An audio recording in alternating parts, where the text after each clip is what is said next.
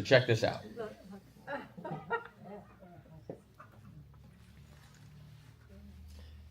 Does anyone know what's going on there?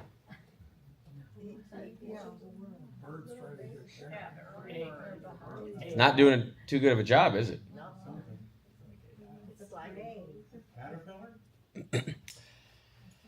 That's a baby bird. What? Oh, that's a baby bird. Oh, a baby bird. Okay. And it's trying to get the worm. You know, when it sees a worm, it opens its mouth, and then the worm goes in it automatically. But for some reason, it's not working this time.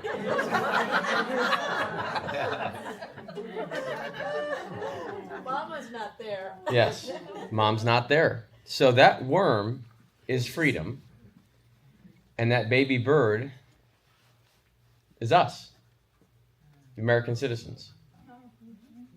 We've been expecting it just to show up because it's always been there before. And we're sitting there looking at it, and we can't figure out why it won't jump into our mouth. So like that bird, you have to go out and get it.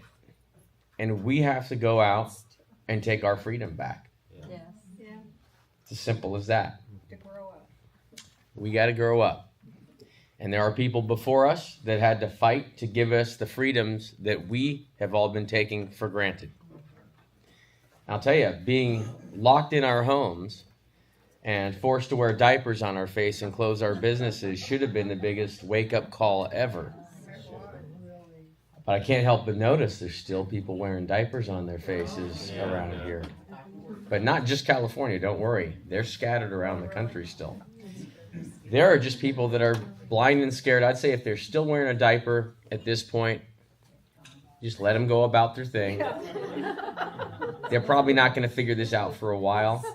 To get them to understand we have a problem with our elections, it might be 10 or 20 years from now.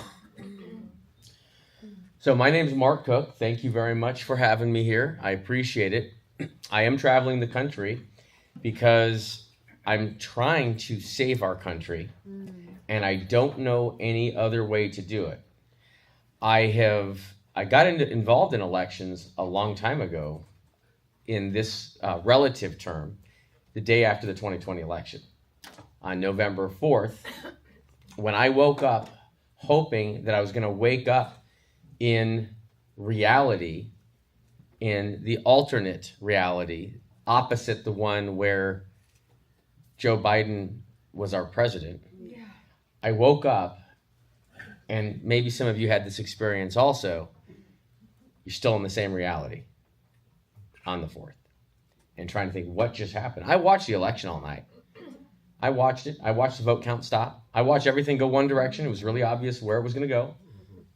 Vote stop, restart later, and they stopped on every TV network. Restart later, and all of a sudden the trajectory changes. I'm a math guy, not normal. Sorry. We all knew something was wrong because something was wrong. We didn't all just imagine this at all. Now, half the country really liked the result, so they're not going to question how it got there. So I'm not shocked that they said there's no problem. Some of them probably knew and didn't care because they got their way.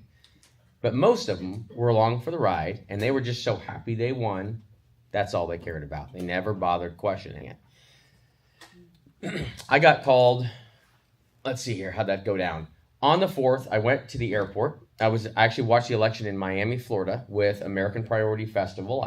I wanted to be around patriots watching the election because I had become so involved in campaigning and supporting Trump because I knew that America First candidate, businessman, is exactly what our country needed at that time. I knew it before he even announced. I told my closest friend, the only way we're going to fix this is if a businessman runs for president. Mm-hmm. And then shortly thereafter, what happens? Trump announces. And I thought, you're kidding me. Oh my gosh, this is it. That's it. I'm in, totally in. And I was very supportive of that because I knew that's exactly what this country needed. I'm going to change, and I'm going to hit record real quick on my display. There we go. If I don't do this, what will end up happening is I will have to re-edit this, and it will take me forever. And I'm not going to put myself through that yet again. So now I've hit record, and everything is fine with the world. Okay. I was getting on the plane. I looked down at my phone, and I saw on Facebook Scott Pressler wrote, "Going to Pennsylvania, need help." And I wanted to do something. I didn't know what to do. I didn't know what I wanted to do. I just wanted to go back to the other reality. So I didn't know how to get a hold of Scott, but I watched the election with a bunch of people from American Priority Festival. One of them was like Bryson Gray. He was there. Like people, like famous people I didn't even know, really. And then Christy, who is the founder of Moms for Trump. She was there also. And I happened to have her number. So I just called her and said, "Christy, this is weird, but can you get me Scott Pressler's phone number?" And she said, "I don't have it, but I'll check." So I'm walking onto the plane, and all of a sudden I look down and I have a text message, and it's just a phone number. So I called the number. It was Scott Pressler that answered. And I said, "Scott, my name's Mark. You won't remember me. I met you a couple years ago at a Trump event in Washington, D.C. And I saw you need help in Pennsylvania. I'm getting on a plane to go back to Colorado. I'm in Florida right now. I'll go to Pennsylvania. Do you want me to go there and help you?" He said, "Yes, I would love that." I said, "Okay, no problem. I'll call you in a few minutes." So I told them I had a little emergency, family emergency. I had to get off the plane. I got off the plane. I went and sat down in the terminal. I called Scott and said, "Okay, what are we doing?" And he said, "Well, we're going to do a rally. We're going to do a Stop the Steal rally." I said, "Okay, sounds good. I'll get up." I was looking up flights. I said, "The first flight I can get is tomorrow morning. And I'll get that flight right now." So I was in the process of purchasing it while I was talking to him. And I said, do we have signs and stuff? Because when you have a rally, I think you hold signs up. That's typically what I've seen. He said he didn't have signs, and he was driving there to Pennsylvania. So I said, "Okay, well, I'm just sitting here bored. I'll take care of getting signs done."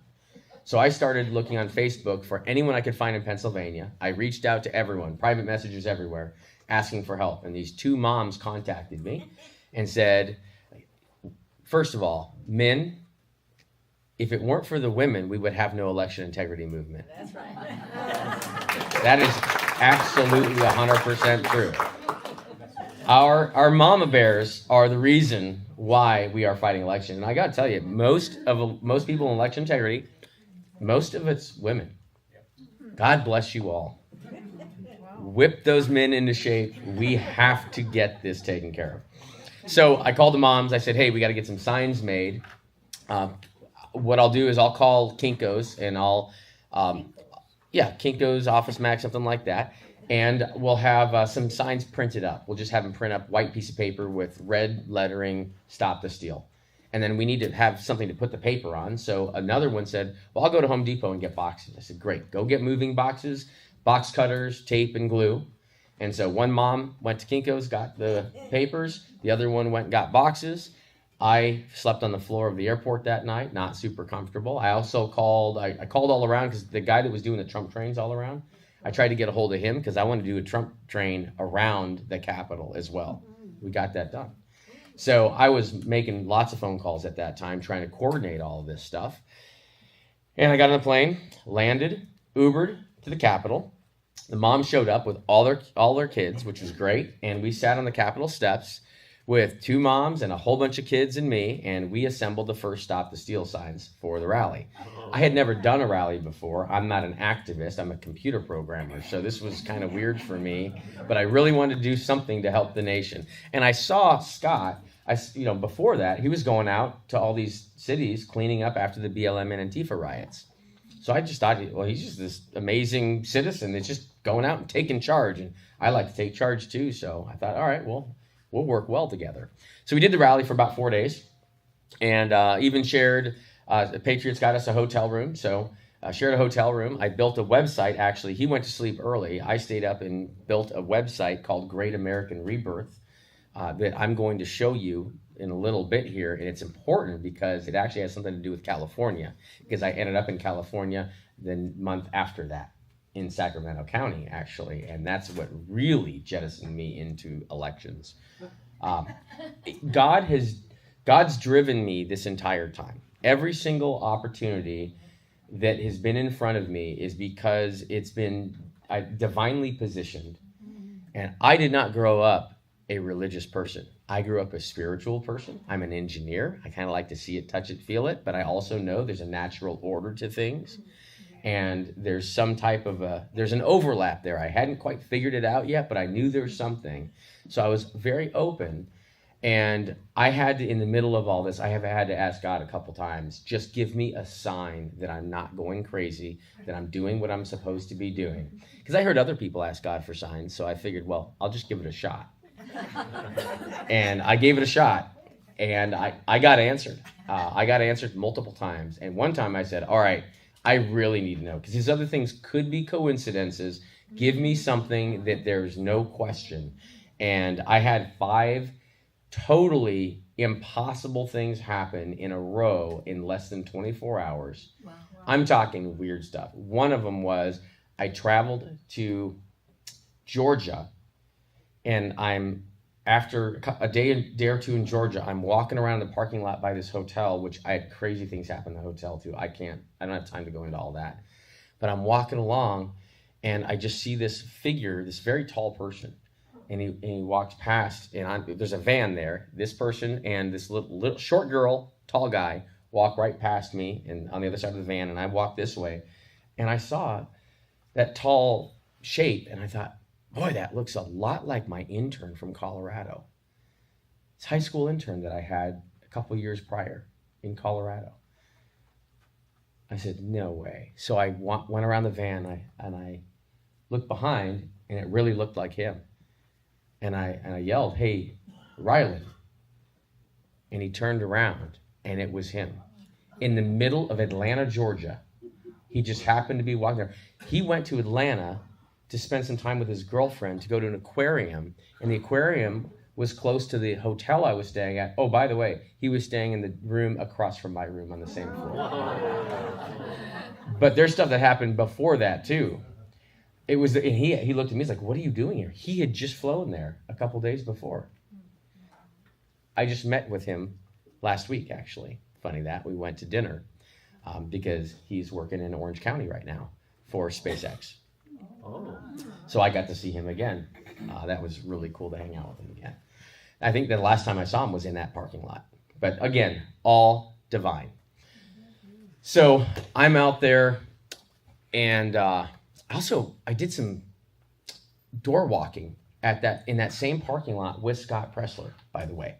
As crazy as that is, that's the parking lot I met Scott Pressler in on another event doing door walking, where we ended up at Lynn Wood's house. Wow. Yes. I literally, we're at this door, and the guy says, don't bother going to the next house, because we were bringing Republican type stuff there, and he said, don't bother going to the next house. You don't have to check. He's definitely Republican. That's Lynn Wood's house. So literally, I'm standing right next to Lynn Wood's, and we went up to his door. He wasn't there. He was at another house of his. But just weird stuff. But we got elections to talk about. The next week, I went to Georgia for that Stop the Steal rally to help Scott on that as well. And I got a call that night from Dennis Kane's, and he's Nate Kane's father. Nate Kane is the FBI whistleblower on Uranium One. So I met Dennis at another American Priority Festival event a couple years prior that I heard Nate speak at, and that was at Trump Doral in Florida. And I sat at this table because I was there by myself, and these 2 people looked very nice, so I sat down with them. It happened to be Nate's parents. So they just happened to have my phone number after the 2020 election. Dennis calls me and says, Mark, Nate could use your help in D.C. because he knew I was a computer cyber guy. Could you go out to D.C. to help Nate? And I was in Georgia at the time. I said, yeah, sure, give me his number. So I called him. I said, Nate, do you want my help? He said, yes. How soon can you get here? I said, I'm in Georgia right now. I'll get the first flight. So I went straight to the airport, slept on the floor again. He's getting used to that. And I flew straight to DC, and he told me to go to this particular hotel. I had to figure out how to use the subway. Had never done that before. I'm from a little mountain town. We don't have subways in little part of Colorado here. So I figured out how to use the subway. I got to the hotel. It was the Westin Hotel in Arlington, Virginia. I went there. I was told to go to a certain floor, certain room. I knock on the door. So, Nate answers the door. I say, hey, I'm Mark.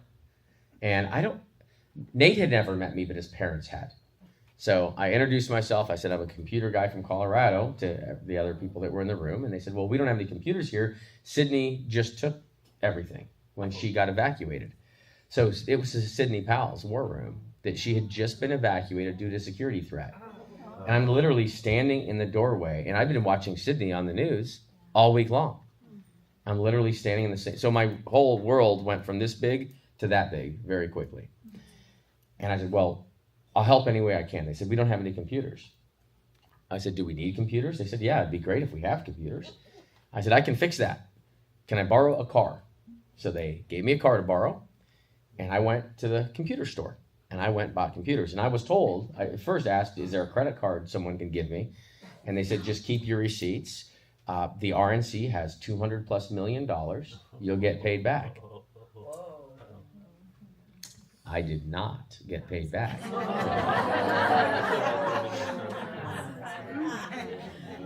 Yes. Oh, let me get this. So I went out and bought computers anyway. I filled that little car up. I went back to the hotel. I spent the next 3 days and 2 nights. I don't think I even went to sleep. I set all these computers up, and $16,000 is a lot.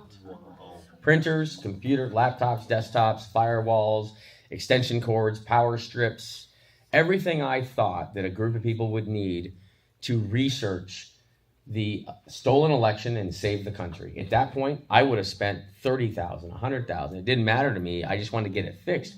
And I even if I was told I wouldn't have got paid back, I still would have done it because this is all hands on deck. Our country may have just been stolen from us. And I don't like criminals. I don't like thieves at all.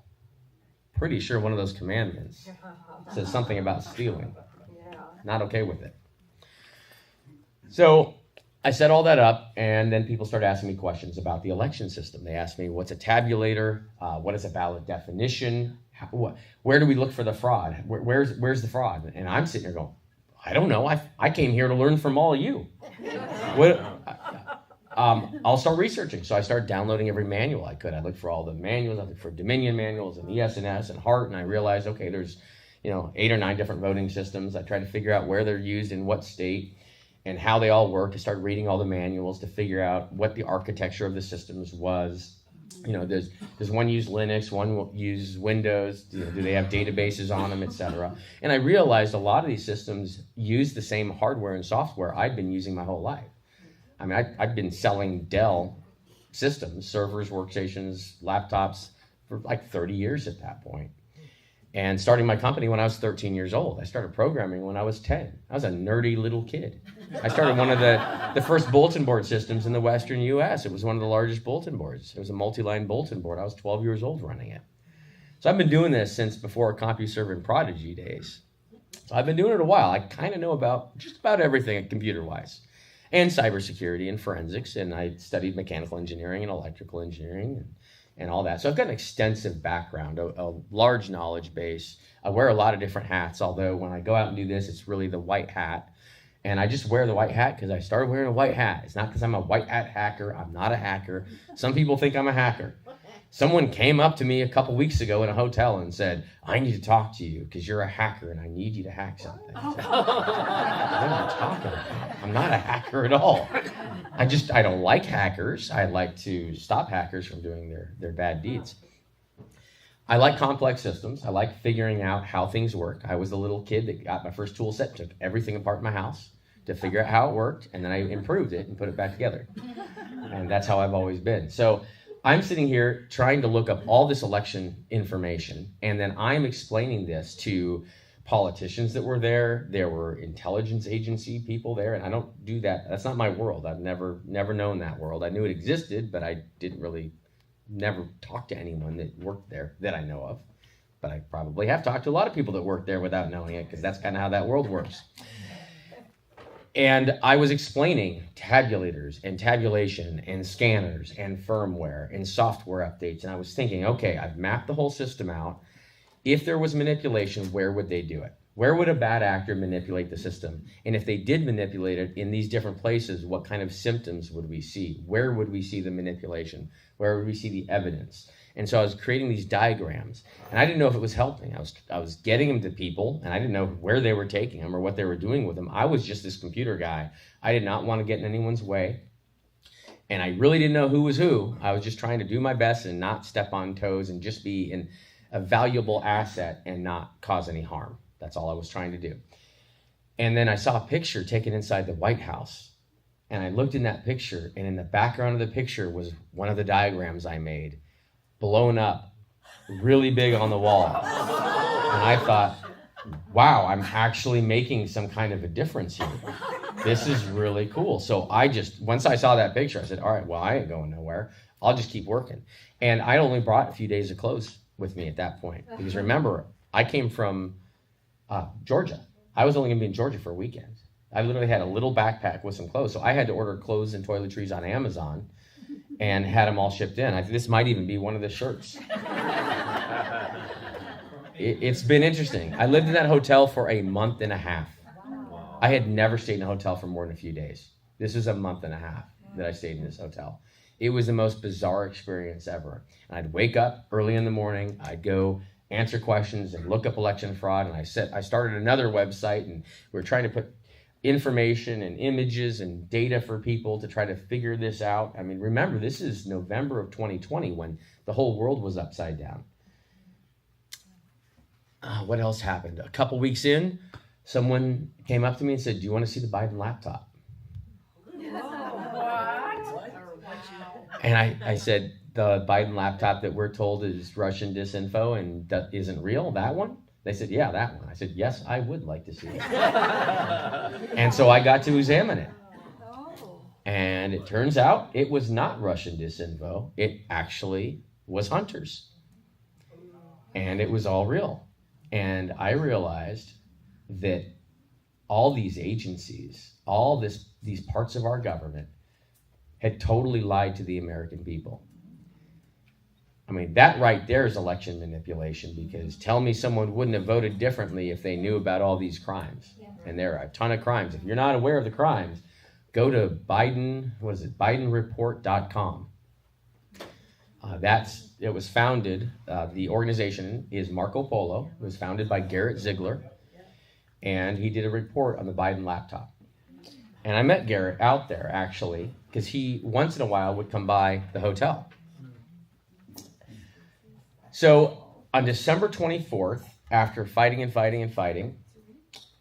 actually, let me tell you about the Sacramento story. Actually, this is really important because you guys are California.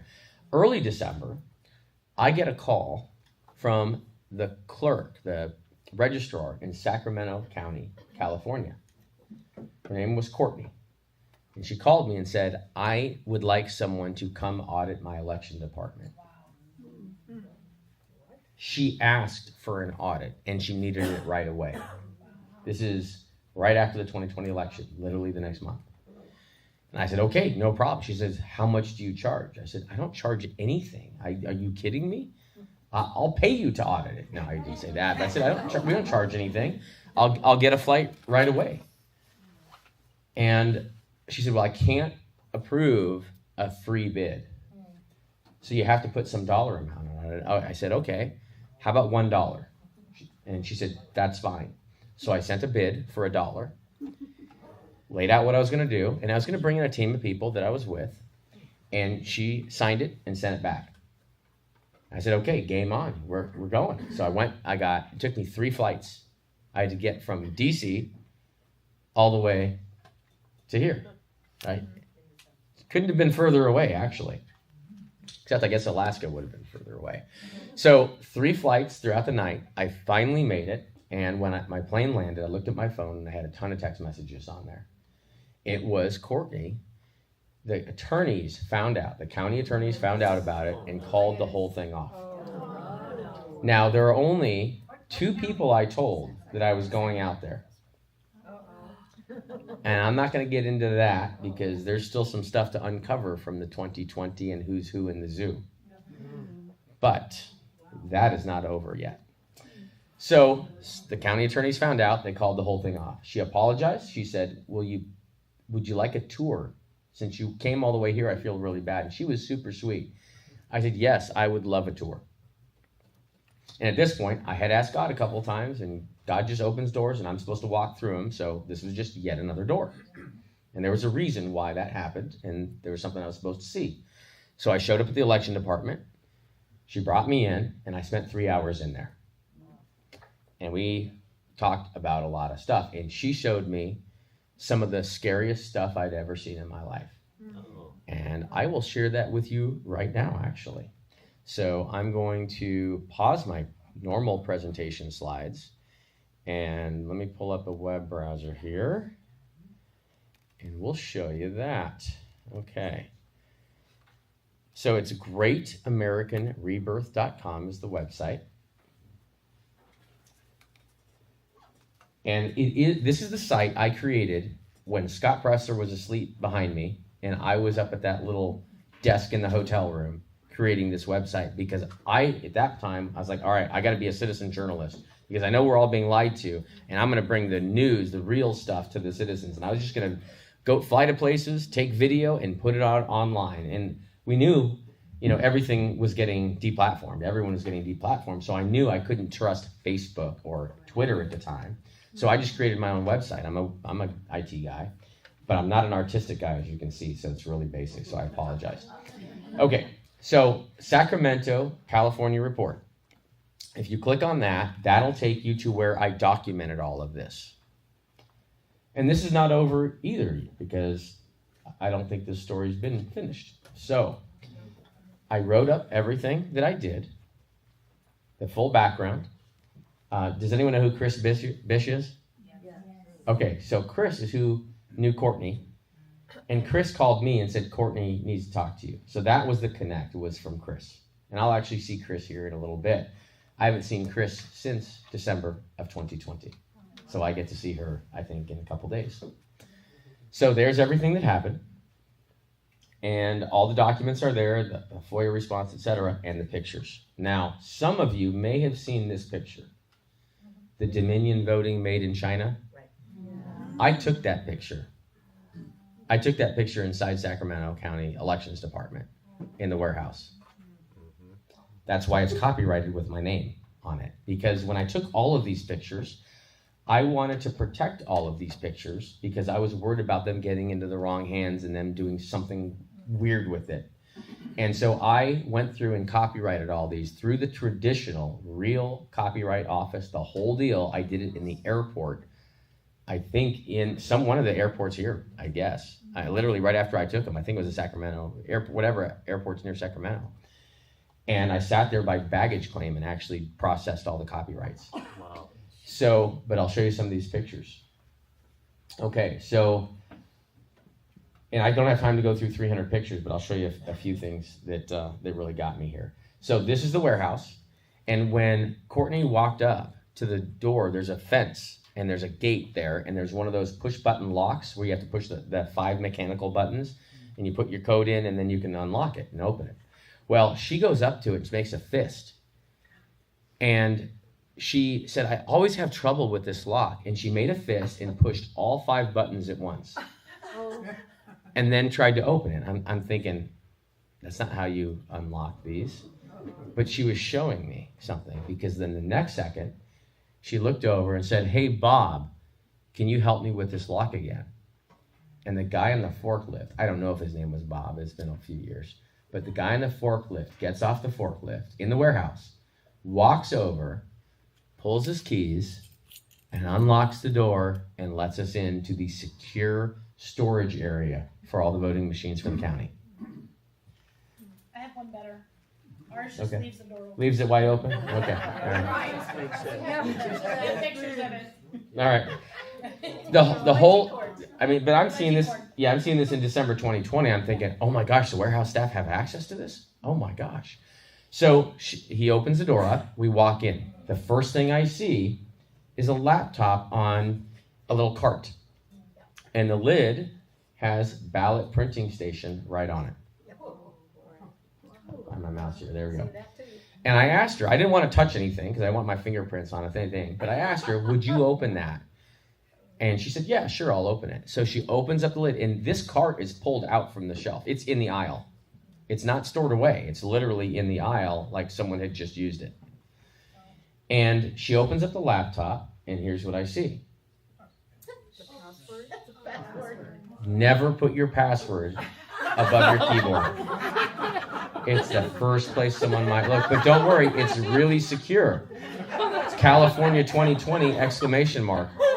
No one would guess that for a California election system being run for a 2020 election, right? Don't worry, they take these are the gold standard systems. They take elections serious here in this country, right? And I asked her, so what does this thing do? She says, oh, it'll print any ballot in the county. And below it was a printer.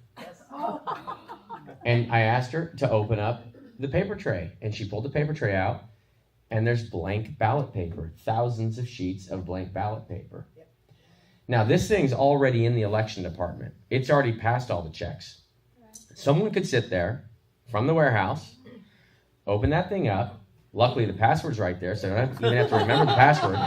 Type the password in, pick the ballots they want, print out all the ballots they want across the whole county and all these different precincts, fill them all out, and set them right by the tabulators or run them through the tabulators. It'd be trivial. And it's all right there. So that was one of the many things she showed me. Here's one of the rooms where all the adjudication happens. Here's the wall outlets. She told me that they plug the adjudication terminals into. That easily could go to, like the network wiring in the building that, sometimes it goes out to the internet or other networks. Those are the adjudication terminals. There's some of the cables. There's these mess of cables all over the place, and it was a mess in there. And then inside the server room, here is the ballot definition computer for Dominion and the tabulation and reporting system.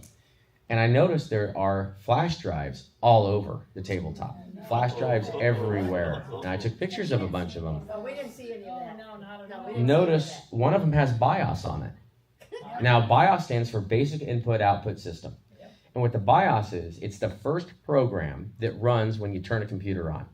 And that's what connects the hardware on the computer to the operating system. And that hardware is like a mouse, keyboard, anything USB, wireless card, modem, all that stuff. The BIOS is like the master controller for all that. And it's very strange for a flash drive to be labeled BIOS sitting on a voting system, on the ballot programming part of it, that you should never be messing with the BIOS on these anyway after the fact. So that was strange. So I just took pictures. Remember, this is my first time in an election department. I'd never been in one, and I have a small window, and I don't know how many pictures she's going to let me take. And she did let me take these. She just didn't want to be in any of them. So I took all the pictures, and then right behind me is this thing, and that's a network rack. And that network rack has a bunch of servers in it. And I asked, what are these servers? And she said, well, these are all the county web servers. I said, so on the internet, obviously. She said, oh, yeah. That's in the same room as the ballot programming and report and tabulation system. And you'll see right here on the left, that's a monitor. And that is another report and tabulation system for the voting system. And I'll show you, I think I've got that. I'll show you in a second. And that, if you notice the cables, where do they go? Right over into the network rack. There's the front of the network rack with a phone. That's a voice over IP phone. And if anyone doesn't know what VoIP means, it's voice over internet protocol. Now, don't make this big mistake that a lot of people make. Don't think that it takes being connected to the internet to manipulate a voting system. It does not. There are a lot of ways to manipulate a voting system. Also, don't think the internet is the only network out there. There are hundreds of thousands, if not millions, of networks that are not the internet that are out there. Just the most common network that people use is the internet. But the internet is just a network of different connected networks. Okay? So, for instance, when my phone or your phone gets on the internet, what it actually does is there's a SIM card typically in it, unless you have a new phone that has a virtual SIM, an eSIM, but most phones have a SIM card in it. And the modem on the phone, the software, what it does, it looks on the SIM card to see what carrier you are configured on your SIM card. And then it connects to a cell tower and it registers and it connects to what's called an APN, an access point name, which is it's a cellular network, not the internet. It's a cellular network on your carrier. And once your phone connects to that APN that's indicated by the SIM card that's in your phone, it's up to the carrier, like Verizon or T-Mobile or Sprint, to then connect you to the internet from that network. So you're connected to this APN network. For Verizon, it's like VZ Internet. But that's just a private network on Verizon's network, not to the internet unless they want you to go to the internet. It's a network of networks. So a lot of our voting systems, as I've researched them, if they do have cellular capability, which a lot of them do, that cellular capability actually puts them typically on a private APN that they purchase from the carrier, like from T-Mobile. I'll just give you an example. And I'm throwing these out there as an example. I'm not saying this is what's happening. But let's say like Dominion has cellular and they would contact AT&T, for instance, and say, AT&T, we want to buy an APN for Dominion. And we're going to program all of our systems with SIM cards that connect to that APN for Dominion. And we want that APN to connect to our servers in our data center, but not to the internet. So they could have a totally private APN that your voting system equipment connects to, that can all be connected and controlled by anyone else on that APN without ever touching the internet. We have It's that a- system. That's what we have here. Yeah. That's what we have in Ventura. Okay, and In case you it's people don't common. know, they do.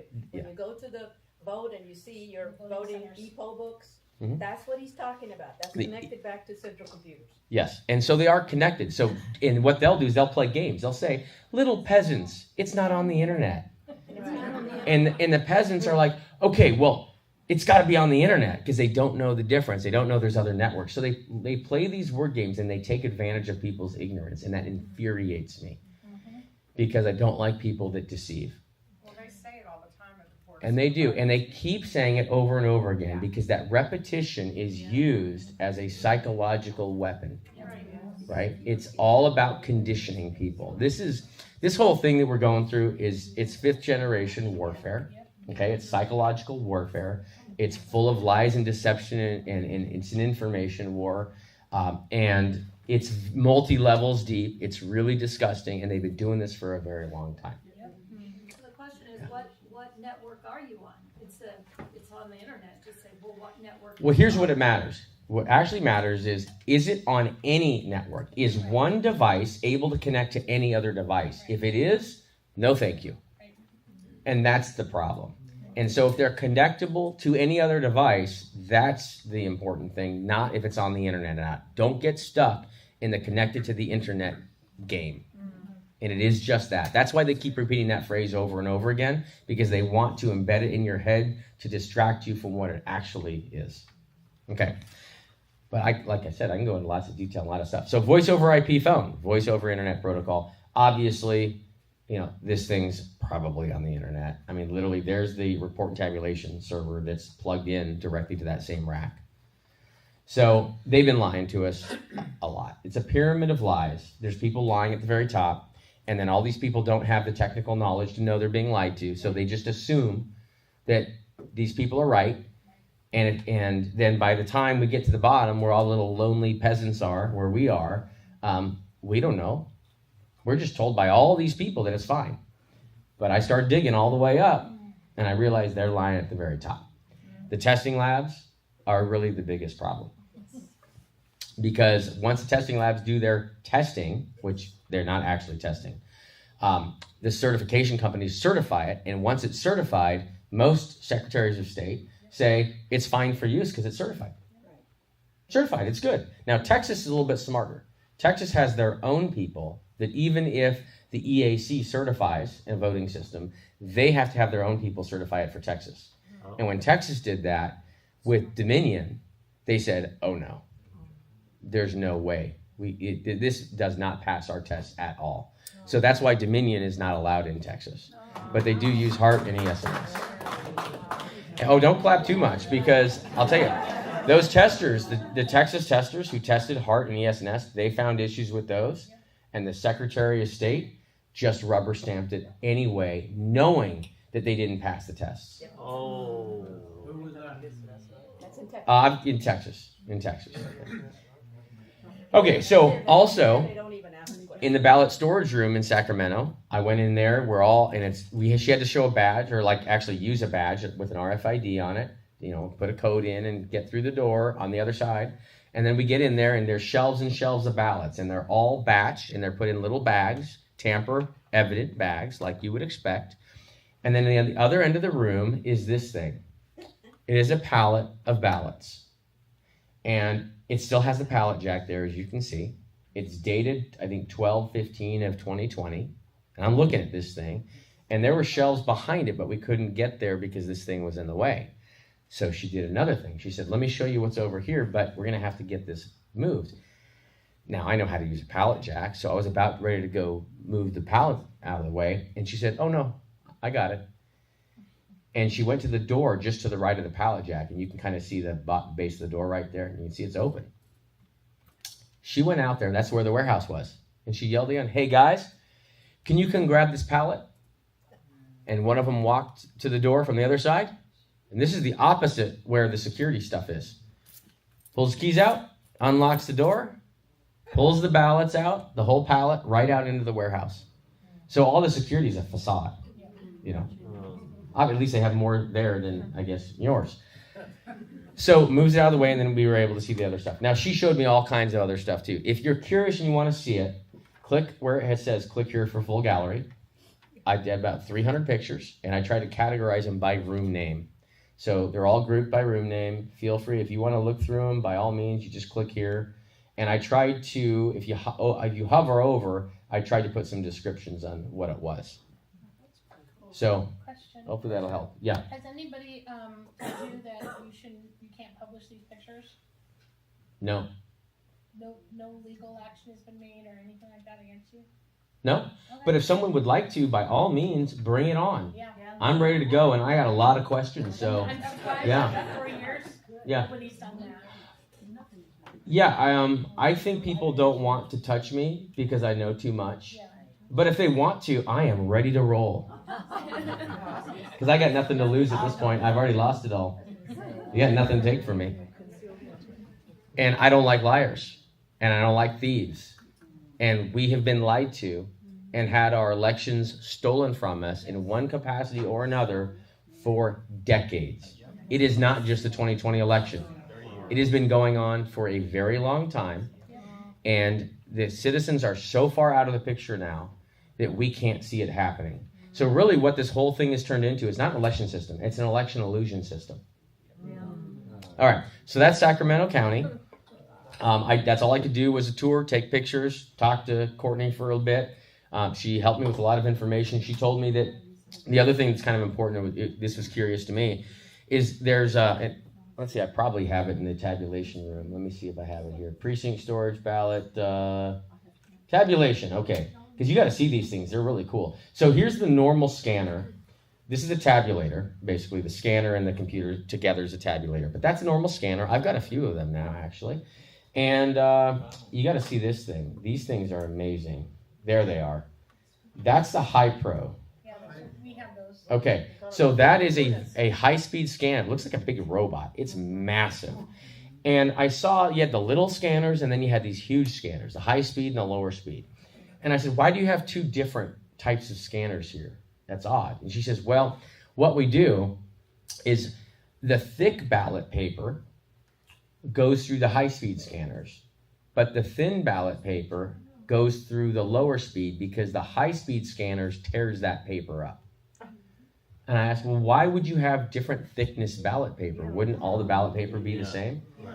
And she said, well, you'd think, but some areas get one type of paper and other areas are mailed different thickness paper. So if I was going to manipulate that election, if I was a bad guy, what I would do is I would send the thinner ballot paper to some areas, and I would know when it came back, I have to have a way to make sure it only goes through the tabulators I've programmed to interpret the ballot differently, the way I want it to be interpreted, if I'm a bad guy. And then the people that are working there would have no idea. I would just tell them, hey, don't put the thin paper through the big scanners because it'll tear it up and we'll lose a ballot. So the people that are working there would be part of the scam without even knowing it. And I think maybe that might be happening. We saw that, and Debbie and I documented it. Okay. Debbie and I were witness to it. In your county too? In our county, and we sent it to Rick Grinnell, okay? We documented this, we sent it to Rick Grinnell, we took dates and times, and he did absolutely nothing about it. Oh. Well, there are some people that are benefiting from the election manipulation also.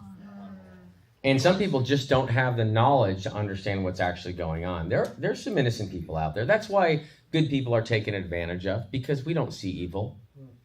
I didn't see evil when evil first came to me. Evil took advantage of me. Evil deceived me before I acknowledged it. And once I got screwed a few times, I was like, oh, there are bad people here. Because my mom had done a very good job of shielding me from all the bad people. I didn't realize there were bad people. Then I started finding bad people. I said, ooh, I don't like them. And then being in the IT industry, when my job is to protect people's computers from bad guys, I had to start thinking like a bad guy and say, okay, what would a bad guy do with this scenario or this situation? How do I need to protect it? Where would they break in here? And so I approach the election system the same way.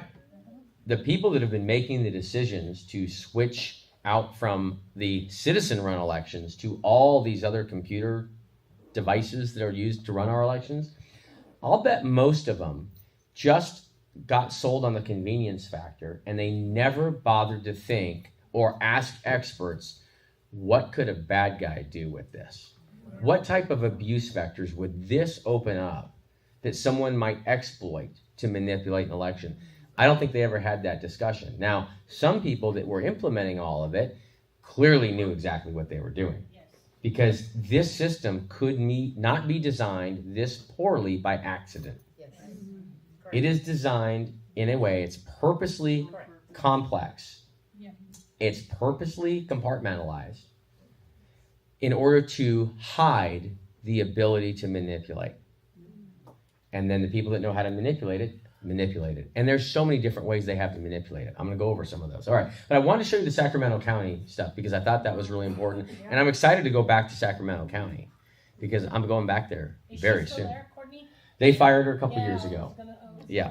They finally, I think I'd given enough presentations where they're like, we got to get rid of her. But I'll tell you what, she was super nice. She tried to do the right thing. I don't think there's a bad bone in her body. And I want to find her and I want to thank her for giving me this vision of what's going on inside there. Because I'll tell you, these pictures went right to the White House. The night I took them, they got to the White House. Now, I don't know what happened in the White House and why nothing ever went on. Although I do know that there are a lot of people that were covering up. There are a lot of people blocking Trump. There's a lot of people, part of that deep state, they know elections are rigged. They set up the system to rig them. And they're perfectly happy with it. They don't want anyone to know, and they certainly don't want it fixed.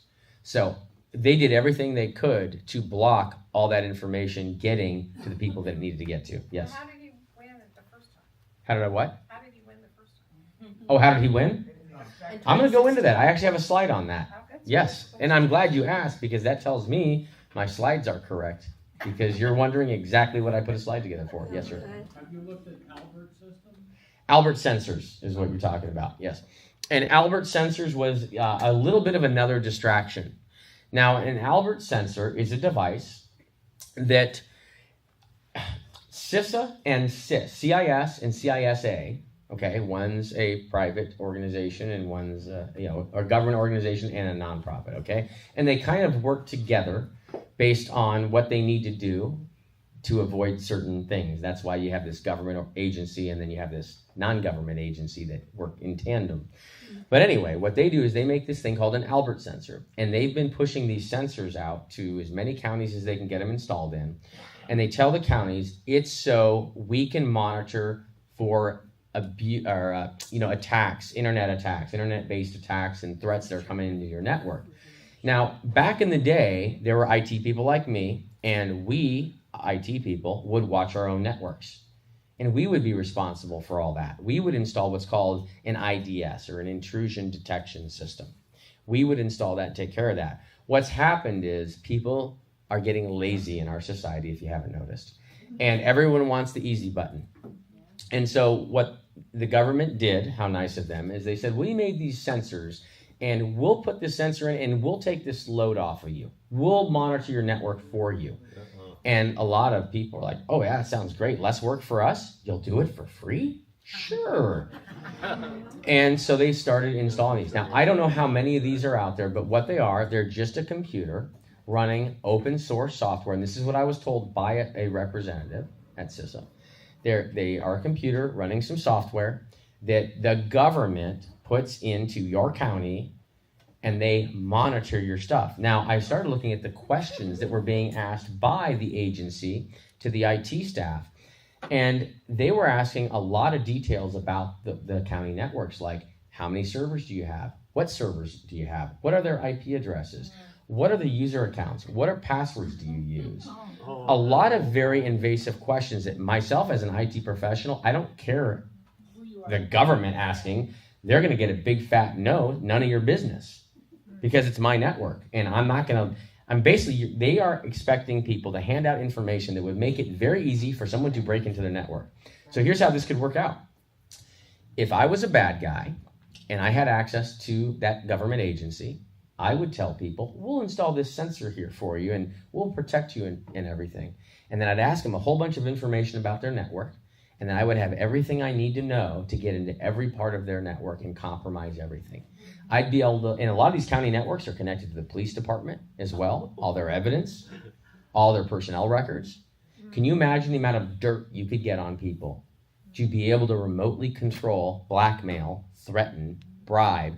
Do you know how much evidence you could manufacture and stuff into cases and manipulate if you had access to inside county networks? So I would say it's a really bad idea, and as an IT person, I would never let one of those things anywhere near my network. So everyone started focusing on Albert sensors, and there are a few people that went around saying, Albert sensors are hacking our elections. I have yet to see proof that an Albert sensor is hacking an election. Is it possible? Of course. I just don't see the proof yet. And my worry is if everyone just focuses on the Albert sensors only and misses all this other stuff, then we're not going to fix the problem. It may have nothing to do with the Albert sensors. That might just be used for political blackmail. Who knows? I don't know what the heck they're doing. I would never let one in my network. So I wouldn't focus on it. Bad idea. Don't let one in your county. If your county got one, get it out and get an IT person that knows how to set up their own IDS.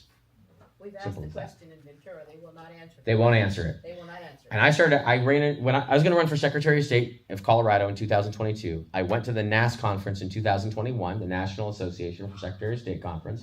That's a long story, and usually I have about 3 or 4 hours to do my presentation, so I'm having to do this very quickly. But I went into the CISA table and I started asking questions, and I asked questions about Albert sensors, and about 3 or 4 questions in, this big guy walked in the room straight over, beeline to me, and asked me, what are you doing? I said, just asking some questions. He said, question time is over. Oh. They've done that to us here in Ventura. And Not new. yeah, and he said, you can leave the conference or you can leave the table right now. I said, okay, I'll leave the table. And I just started walking around. But don't worry, they sent 2 SWAT team members to follow me around for 4 days and dressed in all black with 2 rifles. That's a half-hour story in itself. And Katie Hobbs, the current governor of Arizona, tried to get me kicked out of the conference because she told all the other secretaries that I attacked her on an elevator. I'm telling you, I could tell you hours and hours and hours of stuff I've been through. But I got to get to the really, really important stuff. So before you move on, just clarification, you keep saying Sacramento County. So you really mean the county of Sacramento, not the state of California in Sacramento, correct? Sacramento County is where I went out to for that elections you were department. really monitoring the county, Yes. like Ventura County, Yes. not the Secretary of State in Sacramento, aka the California voting. Did you go to Is the that a county county servers, system were or they county state? servers or were they state servers? County, County. yeah, it was Sacramento County Registrar of In the Elections. state of California. No. Okay, so there's my contact info. If you need my info, please take a picture of this slide. Take it anyway so you have it, because you might realize in 2 weeks, oh my gosh, I got to get a hold of Mark on something. And what I'll do is I'll take my slide deck and I'll put my whole slide deck on the website, so you won't have to take pictures of any other slides, because you can just download the PDF and you'll have all my slides. What's the name of your website? handcountroadshow.org. It's right at the top of this screen. And my phone number's right below it. Don't email me, because I never check my email. I get so many emails, I can't keep up, and I use a newer system than email. Email's like faxing. I don't know why people are still using email. You guys need to get with the time. But my phone number, you can call me or text me if you need, and I'll get back to you. Text me is best, and because I'm usually either doing a presentation or I'm on the phone, and I'm trying to do everything I can. I'm pulled in a million different directions. I'm just going to give everything I possibly can to this to try to save this country, and I don't have to worry about it if I did enough. It's stupid. I'm basically committing financial and retirement suicide right now, which is the stupidest thing ever, but I'm going to put all this in God's hands. Yeah. So I was Tina Peters' lead forensic expert, also in this fun little mess of everything. And Tina Peters was a clerk in Mesa County, Colorado, that saw there was a problem in her election. She wanted to examine the system. And the Secretary of State, the voting system vendor. Are you guys a Dominion County here? Yes. Okay. Oh, Dominion wants me. Just Well, right. Only 6? Okay, because they've been forcing everyone for 10 years. By the way, anyone that signs a software contract for more than 3 years is an idiot. Yeah. Now, hopefully you have an out in that. Check your contract, get a copy of your contract, make sure you have an out. Now, 9? I do believe that Dominion Voting Systems has materially misrepresented their product. And as such, no contract should be valid at this point. And in fact, they probably are liable to refund a whole bunch of money. And so that's not over yet either. But if Dominion wants to poke me, go ahead, I'm ready. So I was lead forensics for Tina Peters. I saw what was going on inside those Dominion systems.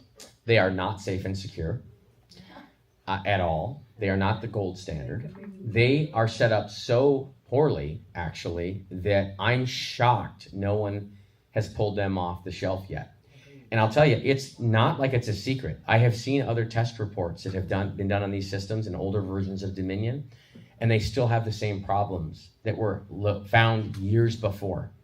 They never fix the problems because they don't care. It's not like they're incompetent. I don't think they could be this incompetent. And we know they suck because even Eric Coomer, who was like the lead developer at Dominion Voting Systems, in an internal email inside Dominion, flat out said, "We suck." That was his whole email when they were having all kinds of problems. Another one he said was, "We are so broken all over the place." And I'll tell you, Eric is a physicist. Eric is a very, very smart individual, very high IQ individual, very, very demonic individual. My personal thoughts on that. But he is very smart, and he was right about them sucking. They do suck. And they are broken all over the place. But that broken all over the place is not just because they're bad at programming. I think there are other reasons they're broken all over the place. The trusted bill that was done right after the election is the one Tina was trying to put off because she wanted to recount those ballots they had a city council totally flipped completely, all liberal, all conservative, and then flipped to all progressive candidates like that in one election. And it's a heavy conservative area, like 70 plus conservative. And that didn't make any sense to her, and neither did to the citizens, because the citizens started calling her saying, "There's no way this could be right. We don't even know who these people are." One of them had just moved there 3 months prior.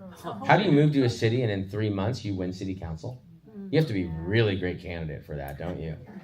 In addition to that, while she was still tabulating all the ballots, before they even got the totals, one of the representatives for one of the progressive candidates called her and said, "We won.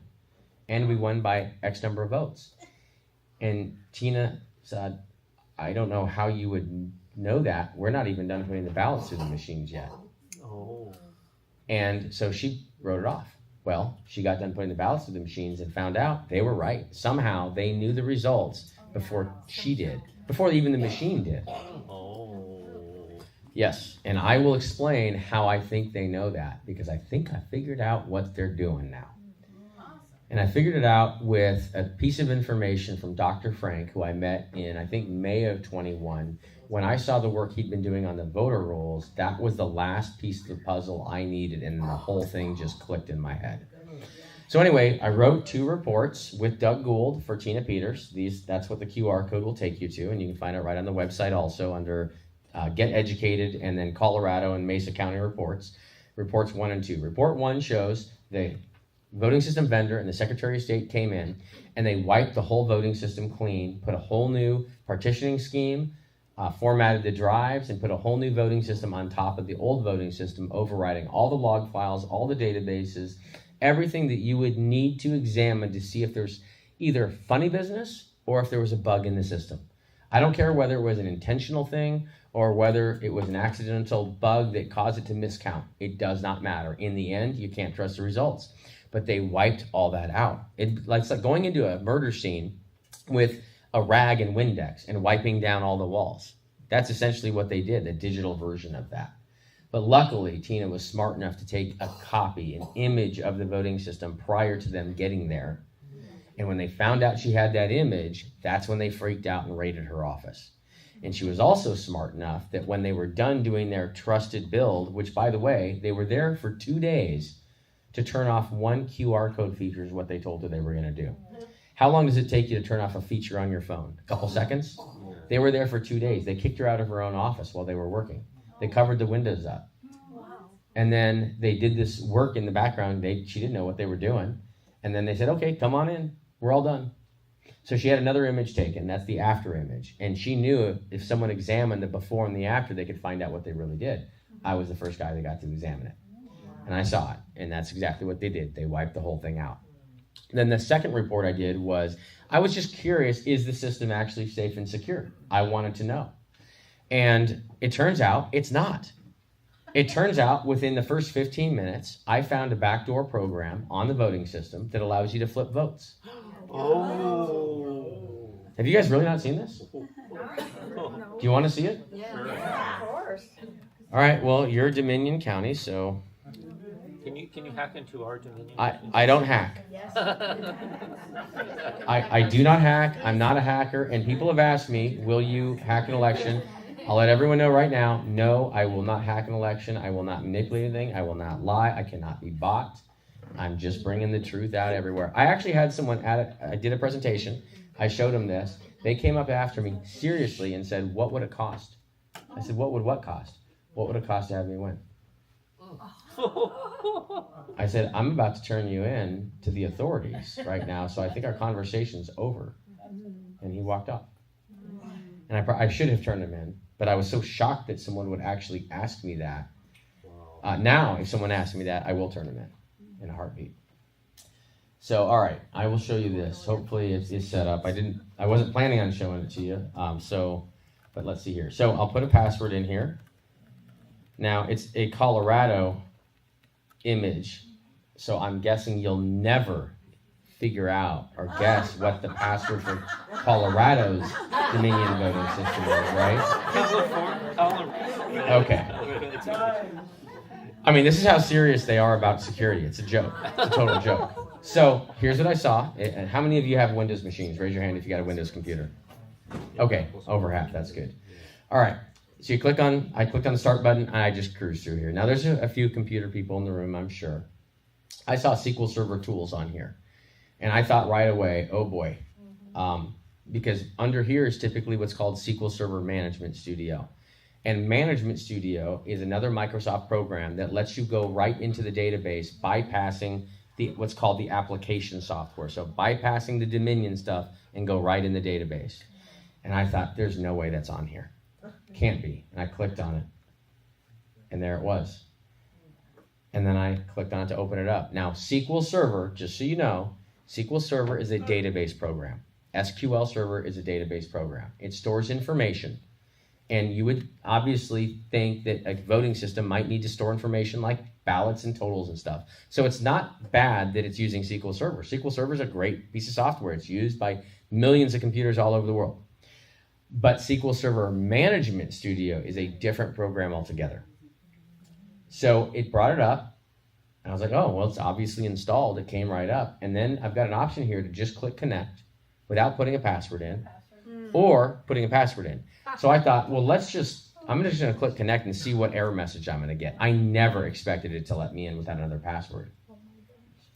So I clicked connect, and it opened right up.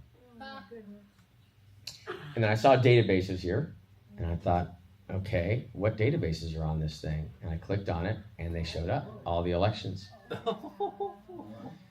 And I'm thinking, how on earth could these people create a voting system that makes it this easy to get to this information? And they put the tool right on it. It's really stupid. And I saw 2020 Mesa County General. And I thought, I wonder if I can get in it. And I clicked on it, it opens right up. And then tables are areas that are in the database that store different pieces of information, different types of information. I clicked on that, and it pulls up a bunch of tables. Wow. I thought, you have got to be kidding me. It couldn't be this easy. And I saw this one called dbo.choice. And I know ballots have choices on them. So I thought, well, I'll try it. So I right-clicked. I clicked select top 1,000 rows. And it pulls it right up. And I saw Biden was a 1. And that what that tells me is when someone was programming this system to set this ballot up, the first entry they put in was Joe Biden. And then I figured if there's a 1, there's got to be a 2. And as you already know, I scrolled up and I was looking for Trump, and I found Trump, and Trump was a 2. So that tells me the first one they put in was Biden, the second one they put in was Trump when they were programming the system. Okay, here's what I thought. I thought, well, if I just flip the 1 and the 2, could I flip the whole election right there? Do I need to go try to figure out where all the ballots are? Or could I just change the identifier and flip a whole election that way? Is it that easy? And so before I did that, I wanted to see what the results of the election were. So I found this other little, it's called a stored procedure, little mini program in the database, and it's called contest results. And I wanted to see what the results of a contest was. I didn't know what contest number to put, and it's asking for a number. What's a good starting number? One. That's what I tried. I put a 1 in, and I clicked OK. And remember, God's kind of directed me on all this. So God made sure the presidential contest was 1. And there we go. Joe Biden, 31,000 votes. Trump, 56,000. And that was the result in Mesa County. So then I wanted to see, well, can I change that? Is it that easy to change? So I opened up tables again. I went to that same little choice thing here. I right-clicked. I selected edit. And it brought up this table. And I saw Biden there, and I saw the 1. And I figured, all right, I'll put a 2 here. And I'll press enter. And I figured I'll get an error message. Because it's one thing to be able to see it. It's a whole other thing to be able to change it.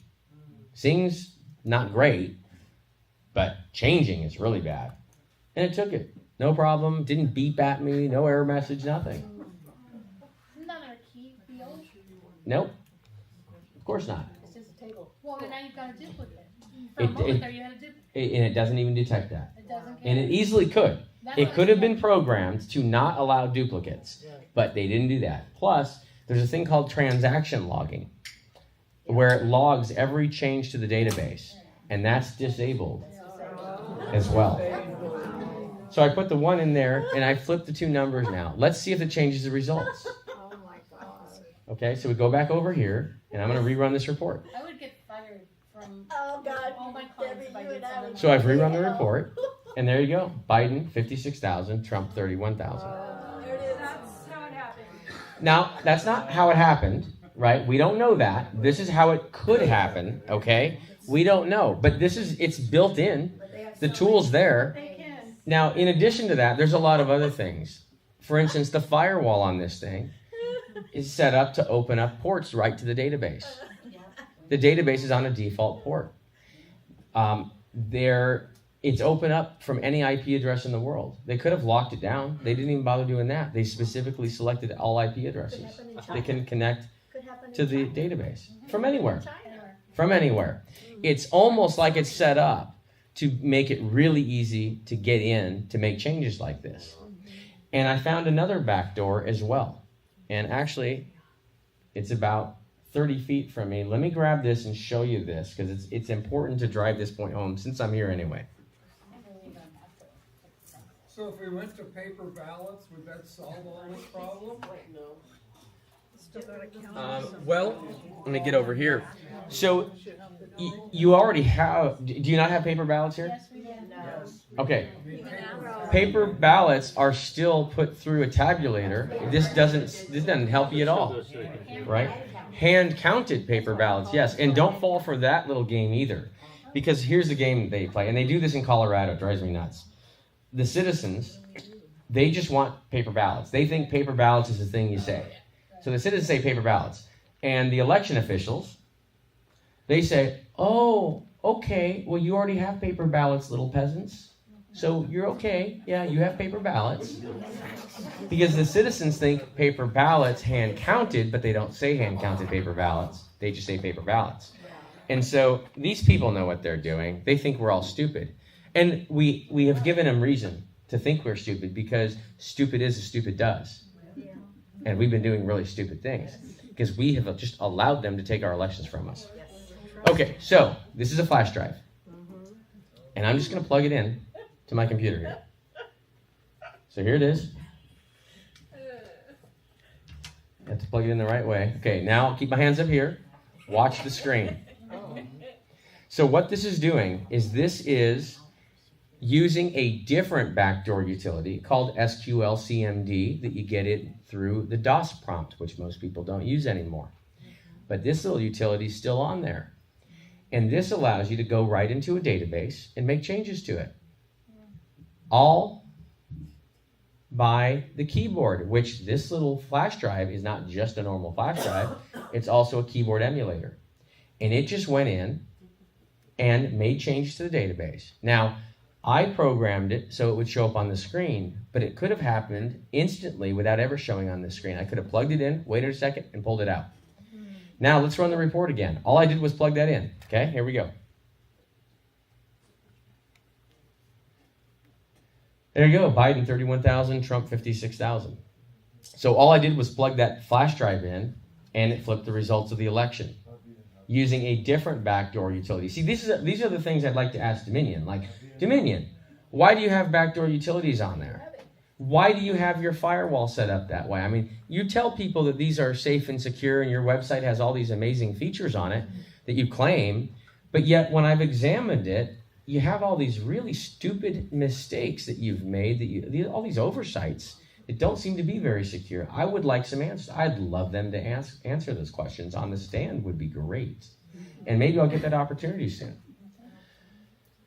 So I could go on and on about all kinds of other little backdoors and other problems. Do you know about the web server that's running? The internet web server that's running on the voting system? On the server? Oh, you didn't know that one either? Oh, okay. I mean, I could go into that too. Why would they have a web server running on a voting system? Isn't that weird? Yeah, okay. So if you look on your phone, look for wireless networks, and tell me the first person that sees wireless backdoor. Do you see it? See how quick you guys are.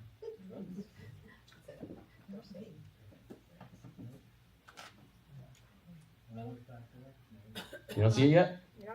You see it? Okay, there we go. So this is not just a keyboard emulator. This little flash drive is also a wireless access point.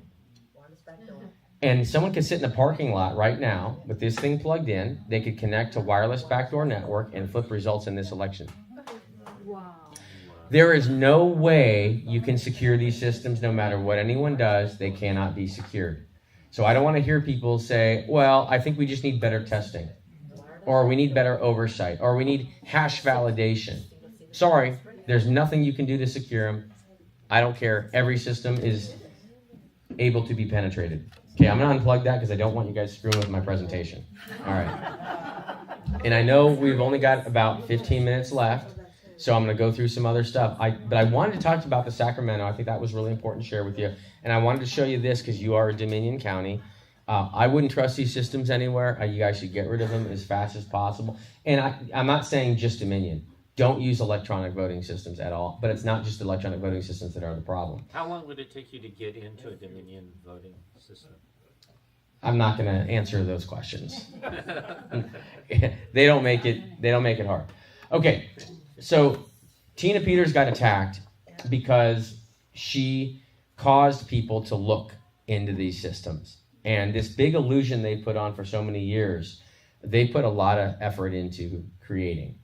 And to question their illusion freaked them out. So they're punishing Tina. That's why they put her in prison for 9 years. No. She's a Gold Star mother. She's in Colorado State Prison right now. She's in prison this minute, right now. She's 69 years old, Gold Star mom, Navy SEAL son, who passed away a few years ago in a parachute accident. They killed her husband. Husband's gone, father gone. She's got no one in her life left, and she stood because the state did it, and it's not a federal issue. However, she was protecting federal election records, and because she was protecting federal election records, the state shouldn't have been able to touch her, and we have an appeal coming up. So I'm also going around the country telling her story, trying to support what she did, because I'll tell you what, she's the bravest person I know. And, absolutely. And she risked it all for her fellow citizens, for her county, and for her country. And half the people in her county think she's a criminal, because what they have done is they use the media in the county to lie about her. And so all these people in the county, half of them think she's actually a criminal and tried to manipulate the election. It's the most disgusting thing ever. She is in there fighting for people that hate her and think she's a criminal. I have two Yeah. devout Christian friends that live there, and they don't hate her or anything, but they're like, she's kind of a nutcase. I mean, they've been. I'm happy to talk to them anytime. Right. I know Tina well. I've been on the inside of this. I will open their eyes. Plus, there's a pastor there that has been lying about her and actually claimed that she stole his identity when he actually gave his identity up. He completely perjured himself in court, and that was her trial to put her in prison. And he's a pastor at a local church there that has done this to her, and he's got a lot of people that go to his church, and so he's got all these people completely bamboozled. I know he lied because he told me that he was in on the whole thing face to face, and then he went and did 180 in the trial and completely flipped on her. So it's been a long time. All right, let's get through a few, because I got to hit some really important points. You need to have this. You need to know this stuff. And I need another hour or two with you guys. I really do. I wish I had that opportunity. And if anyone, I'll say this, if you want to get together tomorrow morning before I head out, I might have time. So text me if you do, and I'll check my schedule and see if I can. So 2024, it was a win illusion. We didn't really win. It was a strategic win we were given, okay? They could have just taken it from Trump again. They did it in 2020. They stopped counting in the middle of the night, right? They stuffed a bunch of ballots in, and they started again. Nothing's changed. They could have done that again. But if they did that again, the whole country would have known, okay, the thing's rigged. Even the people on the left would know, yeah, it's rigged, but we won. But they know it's rigged. And then if they know the whole thing's rigged, then no one will keep using the election system anymore. And the most important thing to them is the election illusion system. They have to make sure the citizens believe that it works, or the citizens will get rid of it. And they use this system to stay in power and stay in control while they play all of us. So their strategy was to let Trump win right away. Notice they didn't fight, right? That night we knew, right? Hillary didn't break plates like she did last time. Kamala didn't destroy her hotel room, right? They just took it. Oh, Trump won. Darn, Trump won. Oh, darn. And then half of us went, oh, yes, he's in. We're good. Let's go have a beer. We did it. And then disappeared, right? I knew that was going to happen. I told people for years this is what they're going to do. And they're going to use that Trump win to convince and destroy half the election integrity movement, if not the entire movement, and say, you're all foolish. If elections were rigged, he wouldn't have won. And all the people that were there, the rainy day, well, Trump won, so I'm not going to fight anymore. So the only people left are the ones that are like me, and probably some of you that said, oh no, I didn't just do this for 4 years. I'm not buying that. And I knew what they were going to do. They're going to give Trump the win right away without putting up a fight, so they didn't attract any attention, and they're going to steal all the down ballots. No. And they spent a month stealing all the down ballots, and they stuffed everything they could, everywhere they could, to take them. So this is the game. We are being set up. These people are not stupid. They're very smart, and this is not their first rodeo. They're professional election thieves. They've been doing it for a long time. It's an art, and they have the right people, and they know everything about us. They look at all of our elections, and they're way ahead of us. But we are catching up really fast, and they did not expect that. They don't like me. They don't like people like you that are still focused on election reform and election integrity, because they tried to shake us off and they couldn't do it. And we're growing in numbers, and that's what we need to do. Every time we don't get our way, we just need to grow in numbers, and we will take all this. We're going to win. The only question to me is how long it's going to take us. The faster we get organized, the faster we'll fix this. If we don't get organized and focus our resources on the right things, this will take forever. This may take past our lifetime. And I don't think our kids can inherit this problem. They'll never be able to do it. They don't have enough experience and knowledge and courage yet. So it has to be us. We have to do it. We cannot leave this to our children. They'll fail at it. We can't hand this country and this state to our children, period. And we have to fix this right now, because what's coming is they're going to steal the House and the Senate and every other down ballot in the 26th election coming up. They are preparing to do that right now. They're already putting everything in place. Everything we're seeing right now are distractions. These 1,000-year floods, they're distractions. I'm not getting into who's doing it or not, okay? Even if it's happening by God, which I doubt, they are capitalizing on it to keep the peasants distracted. So they're giving us the bread and circuses so we don't fix the elections. And that's, I think, what Trump's message was about that, don't focus on the Epstein thing when he mentioned the election. There's still a 2020 election. He knows the clock's ticking. He knows if we don't fix the elections, everything that him and his administration does right now will be temporary. Okay, we'll have about another year, maybe a year and a half, that 26th election will happen. We'll lose it bad. The power will shift. They'll neuter Trump, and we'll be back in that 2018 to 2020 phase again, and then they'll steal the 28 totally. They stole those seats in 2020 midterms last time. Yep. They remember the red wave? What happened to the red wave? The red wave was a psyop. They had us believing there's a red wave, so we thought, oh, we're good. We don't have to worry about anything. And we all sat there and we watched no red wave, and they sat back and laughed at us. Okay? We are getting outplayed. We got to get focused now. And I'm in it at this point, and I'm not giving up. And I've got lots of strategies set up.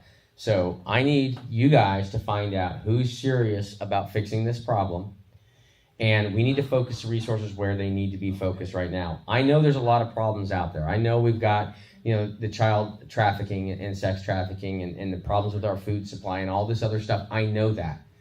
And we can focus some time on that. But if we do that and we don't focus on fixing our elections, every repair we get in that will be very short-lived. It'll all be temporary, and we will be in so much of a worse place. I'm warning you. I'm begging you. Please focus every effort and resource you have on the elections. We have no choice. They know we know now, and they don't care, and they're going to steal it unless we stop them. That's it. I've got ideas, but see, I need more than an hour and a half to give you those ideas. That's the problem. So, we have 15 minutes left. Okay, cold hard reality. You can't win a war if you don't know you're in one. Okay? Oh, is it 9? Are we good? Okay. All right. You can't win a war if you don't know the goals of your enemy. You can't win a war if you don't know their tactics. You can't win a war if you don't know their tools. And you can't win it if you have no strategy. And if you have inferior weapons, you're not going to do too well either. So we have to address all those areas. Now, who do elections belong to? They belong to us, right? This country is ours. Those people in our government are our servants. They have forgot that. They don't think they're our servants. And even worse, there are citizens walking around this city right now, this county, this state, this country, that think the government run them. They think the government's their leaders. They don't even realize this country belongs to them. They don't understand what the United States of America is. It's very different. And so we have to help the citizens realize what the heck the United States even is. Okay? This is an experiment in self-governance. We run the show. So we need a little reset in the minds of the people in government, and we need a reset in the minds of the citizens so they can stop thinking they're peasants, because they're not. They own this whole thing. We own this whole thing. Those people work for us, and we use our election system to measure our will so we can choose who we want to represent us and work for us and what laws we want to follow. And if we don't have control of our election system, we're not the ones choosing it. We have no freedom. We are just all slaves to the system. Yes. And that's what we've been for quite a while. So I don't know about you, but I'm kind of done being one. I'm not going to be one. Give me liberty, or, right? Yeah. Yes. Some of the boxes that said made in China, Mhm. when our prior county recorder did the very first original demonstration of the Dominion machines, he said they were manufactured in Venezuela and Canada. And now that's not true. Well, the box says made in China. It doesn't matter. It doesn't matter where they're made. They could be made in the United States of America, and we can't trust them. That's right. I don't care where they're made. I know, but Yeah. do you think China's involved? Of course. I think everyone's involved. Everyone's got their hand in the cookie jar. That's the problem. We have a big cookie jar with a massive opening and a whole bunch of holes in it. Everyone's got their hands in it. And those are our cookies. Except for us. In Okay. 2022, Mm-hmm. China was caught making ballots for the U.S. elections. Yeah, the whole thing is riggable in a million different ways. Okay, so I'm not going to go into the election illusion. You understand how the woman got cut in half, right? Did I just ruin the trick for you guys? I hope not. All right. I'm not going to show you the magic show. Listen, there's a lot of control mechanisms for elections. There's bribery, blackmail, threats, political manipulation, mainstream media, social media, technological, big tech, public education, and selection placement, where they actually just give you bad choice 1 or bad choice 2 to choose from because they rigged the primaries and everything else they rigged. The whole thing is rigged. Rachel Hamm ran for Secretary of State here a few years ago, okay? I was her witness to watch the whole voting process. I saw what they did for the votes there. I saw they rigged the whole thing. They already had the slides with the results pre-made. All those little clickers were doing nothing, but no one had any idea. I caught them putting pre-made slides up on the screen. This is how rigged this. This is our own party that rigged it. Because if you're not in the club, you ain't in. Just like George Carlin said, right? It's a big club and you ain't in it. Okay? He's right. George Carlin was way ahead of his time. And if any of you have not listened to George Carlin, go back and listen to George Carlin. He's a brilliant guy. He's actually, my dad was friends with him, crazy enough. Isn't that weird? Back in the day. Okay, so what I focus on is the technological manipulation, at least in this talk. Now, I can get into the other stuff too, but technological is the big deal.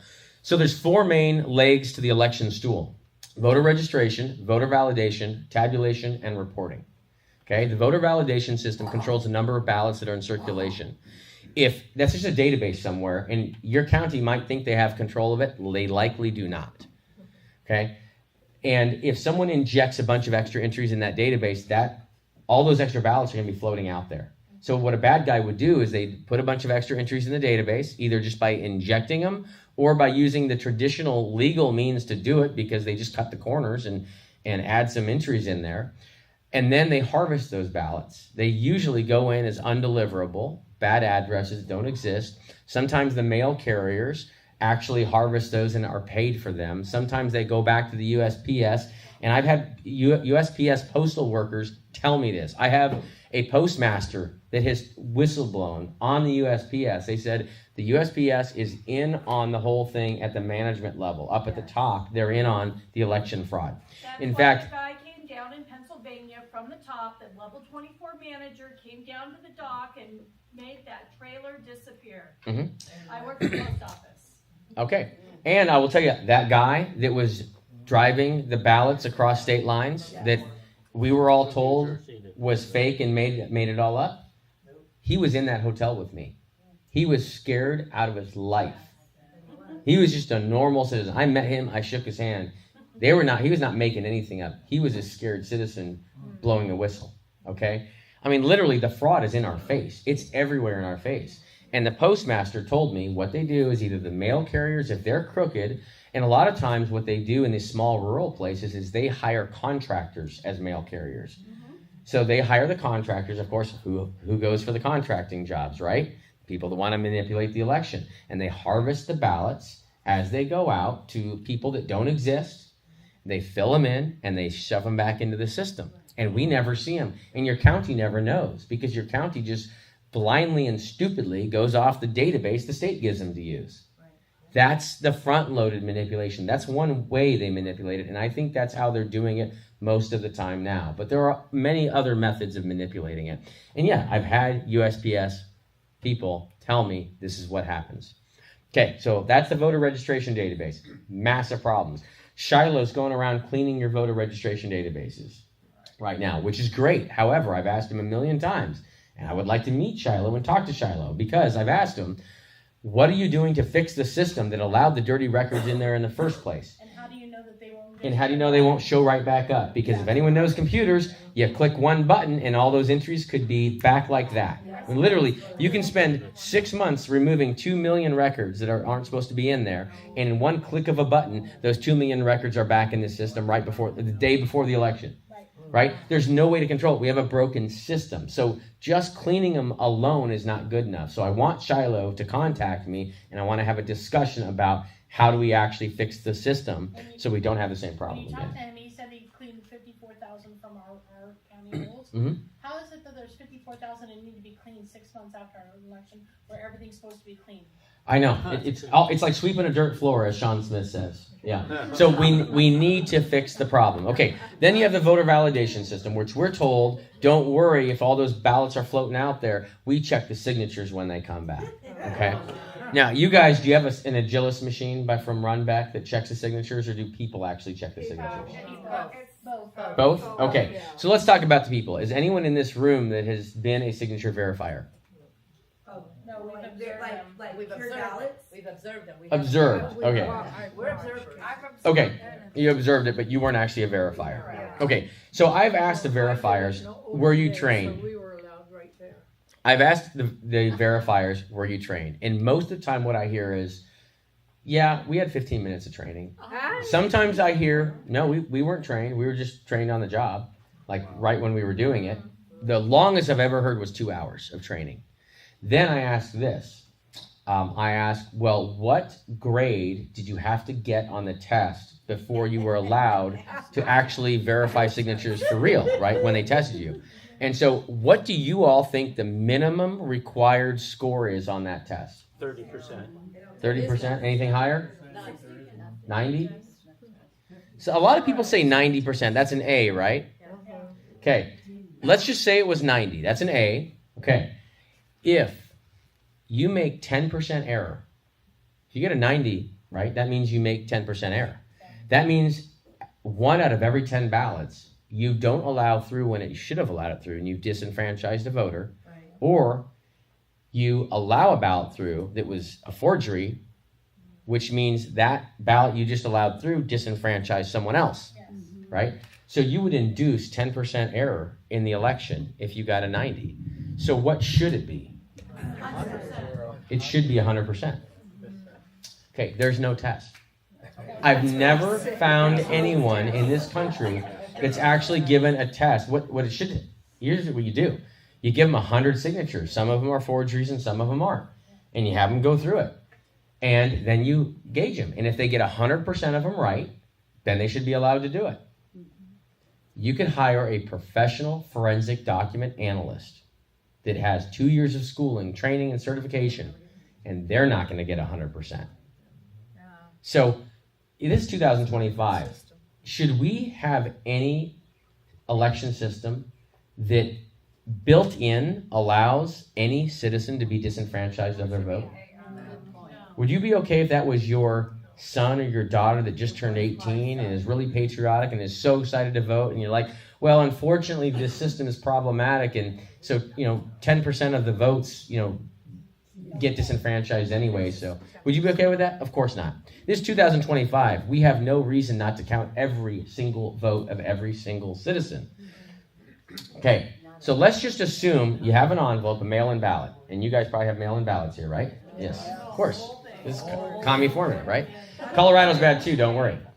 So you have a mail ballot, okay? Let's just say we had a forensic document analyst look at that signature, and he spent an hour looking at the signature versus the reference. And he said, there is no question, absolutely, it's a valid signature, and that is the signature. Okay, so let's put that aside and assume it's a valid signature, and all the other information checks out. Now, we open up the envelope, and we pull the ballot out, right? We separate it. When we pull the ballot out of the envelope, how do you know who filled the ballot out? Then what are we checking a signature for? Exactly. No, that's true. That's our That's a argument. good point. That's the elephant in the room that everyone has to understand. And we've been going for years, and I'm like, people, it's a fugazi. Exactly, right? It does not matter. It's all smoke and mirrors. It's a distraction. The whole signature verification, it's a dog and pony show, right? Isn't it valid? Look how great our elections are. We do signature verification. You have, it's the illusion. It's just to feed the illusion, because there's no way you can know who filled the ballot out to begin with. And if you don't know who filled the ballot out, you cannot check the eligibility of that voter because you don't know who the voter is. And if you can't check the eligibility of a vote, how can we legally tabulate a vote without violating Article 4, Section 4 of our Constitution, which guarantees this Republican form of government? It's really simple. Mail-in ballots violate Article 4, Section 4. They also violate the California Constitution. I'm sure of that, and probably every other state too, right? We have a massive problem there. So mail-in ballots is a total joke. Now, of course, some people need an absentee ballot, same thing as a mail-in ballot, essentially. And we create a hole in the election system when we have an absentee ballot. So when you create a hole, what do? Well, you fortify other parts of that to compensate for the hole you just created. You just made the system less secure. So you employ additional layers of protection to make up for it. You don't just say, well, we're going to open it up to everyone, right? We made a hole, so let's just make 1 million holes. You don't do that. That's what stupid people do. And we're done being stupid. So that's the validation. It's a total joke. Tabulation. Those are the black boxes that count our votes. I think we just showed you why you can't trust those, right? This guy right here? Yeah, and every other reason. Okay, so we're not going to spend any time on that. Reporting. So even if there's no manipulation anywhere else in the first 3 legs of the stool, that last one's also problematic. That right there is when your clerk takes the results from the voting system. Does anyone know how they get from there to the TV screen? How do they get to Channel 9 on election night and show up on the TV ticker? The internet. They go to the Edison Research is part of it. Yeah. Cital Clarity is another one, right? So it goes through these hands. New York Times as well.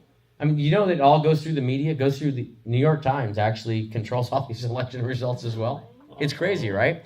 So here's what your clerk does. And I started asking these questions and no one knew the answer. Even clerks didn't know the answer. I'm like, how can you run an election and not know how your results get to the TV screen? But a lot of them hadn't even wondered that themselves, which is bizarre to me. So I asked a few of them. I said, show me what you do. And they said, oh, here's the email I got from our Secretary of State. And I looked at the email. I'm like, that's not your Secretary of State link. That's a link to Cital. When you click on that, you're uploading them to a company in Barcelona, Spain. Yep. Oh. They didn't know that. Ventura does that. And Look at the Ventura website. so they've been uploading it to this company called Cital. Now, some of them, Clarity Elections. Well, it turns out Clarity Elections is the U.S. subsidiary of Cital. Same company. And then what they do is they take all the results from the clerks, and then they make a pretty little web page with graphs and stuff. And then they make it look just like your Secretary of State site. So they put your logo on it in the same colors, same look and feel. And then your Secretary of State links that election result page. When you click on it, it goes to this page. It looks like it's still staying on the Secretary of State site, but actually it's pulling a page. In a lot of cases I've seen it's called an iframe. And they've changed it, how they're doing it now. But it pulls the information from Cital and makes it look like, again, illusion, makes it look like it's your Secretary of State site. So your Secretary of State is essentially having your clerks use some other company to add up all the totals for you and then reporting it back, and you're looking at what totals they come up with, not totals you came up with or your own elected officials added up themselves. So if you can't control the reporting side, of course, that company that's handling it could just change the results, right? We don't have control of any 4 of these legs, and that's the problem. Now, the last thing I've got to leave you with is you've got to know how elections are manipulated. I'm going to take you through the 3 orders of election manipulation, because the number 3 is critical you understand, because then you'll know what you need to do to fix this. Okay, first order election manipulation. If a candidate lies about the opponent, and then people cast their votes and you collect the ballots, you tabulate them, and you get the results, you can manipulate an election that way, right? We've all been lied to. Politicians have lied, and we vote based on that lie. Obama got me the first time. I'm sorry. Don't throw anything at me. I know. Hey, someone else in this room voted for Obama the first time, right? There we go. There we go. Yeah. Hey, I just saw some hands go up, so hey. Not a chance. All right. So here's second order manipulation. Between collecting the ballots and tabulating the ballots, what if we took that ballot box and we moved it off to the side? And what if we counted the totals to determine the real result? And let's say Bob and Mary were running against each other, okay? And we realized Mary's down by 10 votes. How could we get Mary to win if we have the ballots off on the side? Take them on to account. We could fill in some undervotes. If people didn't leave, if they didn't vote for either Bob or Mary, we could just fill in some Mary votes, right? Don't leave undervotes on your ballots, by the way. Never leave an undervote. We could also add some Mary votes to it. And if we were going to add those ballots, and some people might say, well, that's not going to match the number of check-ins we had on the poll books. Well, obviously, we're smart criminals, so we'll inject them in the poll books, and then we'll inject the ballots. And I know they're doing this because we caught them in Texas, injecting entries in the poll books in real time. We saw the numbers changing. The clerks, the judges at the voting center, the clocks were off by an hour because of daylight savings. So the bad guys probably thought they were already stored away in the box, but they still had them out, and they were watching them. People were checking in, and they weren't checking anyone in. They were just doing it by itself. So that you add Mary ballots in, or you could throw some Bob ballots away, right? Okay. And then you tabulate them, and you get the results, and you've rigged the election. Okay. That still happens to this day also. That's why chain of custody is so critical, that we don't break it. That's why you count the ballots where they're cast. You don't move them to another room. You don't move them to another building or another city, right? You count it right there. When the polls close, you count the ballots, right? You tabulate them right there. You don't wait till tomorrow either. I know, you can't wait till the next day. You say, oh, it's been a long day. You all go to sleep. You're tired. We'll count them in the morning, right? What's going to happen overnight? All right.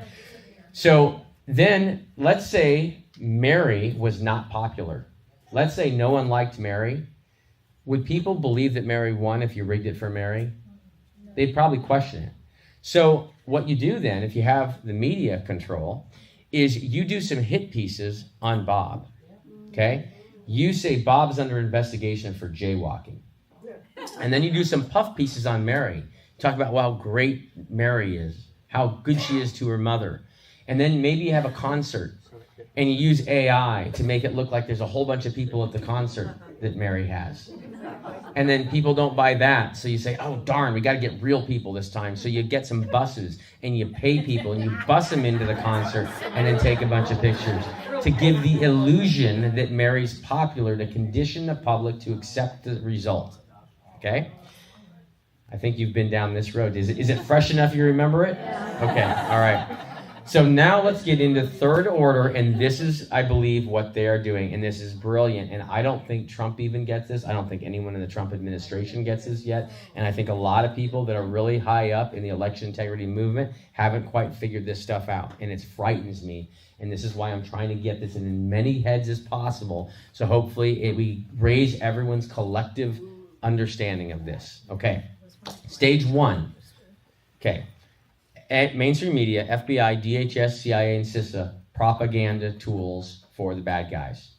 They tell us election officials are under attack to drive an artificial wedge between election officials and the citizens. They tell us to expect delays in results. This is the staging part. They tell us our elections are the gold standard. Everything is perfect. Everything is fine. They have a logic and accuracy test that they put on, a little dog and pony show, to not only convince the citizens that the system works fine, which is what they do is they take some test ballots and they put the test ballots through the machine, and if they get the right answers, they say the system's programmed fine. All that tells you is that it can count them correctly that one time, but it doesn't say it's always going to count them right. And really what that test is, it's not for the citizens, it's really to convince our election officials that the systems are good. That's the con, is on our election officials. They just pass the con on to us. And then once our election officials have told us it's safe and secure, they don't want to question it because they don't want to think they've lied to their citizens. So I'll tell you this also. Have a lot of forgiveness ready for your election officials that were victims also of a lot of these lies. Now, there are some bad ones out there, but a majority of them I found are actually good. They've just believed the people above them. They're not experts. They just think the citizens hate them, and they think the state loves them and will protect them. And they blindly believe the people above them and never thought that they'd be lied to by their boss. So, No comments. and some of them are bad, but not all. Okay, Ventura- so they have the logic and Ventura, they accuracy failed the test. lab test, and they had Yeah, to fix they it. pushed it through anyway. Because They it's failed it They failed it in front of everybody. in front of us. this is how much they just want us to use the system no matter what, right? Yeah, that's some good egg on their face, though. I'd love to have the details on that. Oh, yeah. So if you want to know what a joke the LAT test is, or the LAT is, look up Volkswagen Dieselgate, Oh, yeah. okay? Right? Volkswagen programmers got caught for rigging the car computer to detect whether it was on an emissions test or not. And if it was on an emissions test, it ran one algorithm. If it wasn't on an emissions test, it was on the road, it ran a different algorithm, so they could beat the emissions test. So if someone was able to do that, two people were able to do it and sell millions of cars all over the world just to sell some cars, don't you think someone might rig software in a voting system to steal a country? Yes. Yeah, of course, right? So they suddenly raise the margin of human error. They conduct a manipulated election. They design the risk limiting audit to limit our ability to see the fraud, okay? And here's what the risk limiting audit is. It's a joke. Okay, first of all, you guys have a 1%? 1%. That's hilarious. Is it 1% of what, though? Yeah, it is a 1% of what it was. Exactly. So it's a 1% of something, and then you multiply all that out, and it's actually like a 0.00000 something percent. It's a joke. So what the risk limiting audit is, I'll give you a layman's explanation. Let's say pick someone. Okay, let's say you owned a grocery store. Okay. And you hired me as your new manager. And all the other managers were closing in about an hour and a half, but I'm closing in a half hour. And you can't figure out how I'm closing so quickly. And you come up to me and you say, Mark, you're amazing. I hired you only a week ago and you're closing in only a half hour and it took everyone else an hour and a half. What are you doing so great? And I said, well, I created this thing called a risk limiting audit that I do. And so what I do is I only check 2 of the registers at the end of the day. And if those 2 have the right amount of money in them, I just put check marks in all the others. And that's what the risk limiting audit is. It's not a risk limiting audit. It's actually a risk enhancing audit. Okay? That's the crazy thing. It's a risk enhancing audit that identifies as a risk limiting audit. And that is called a what? It's called a trans audit. You guys should know that here. You're in California. Come on. Okay. Don't misaudit me. Okay. Right. My pronouns are pissed off. Actually, that's what they are.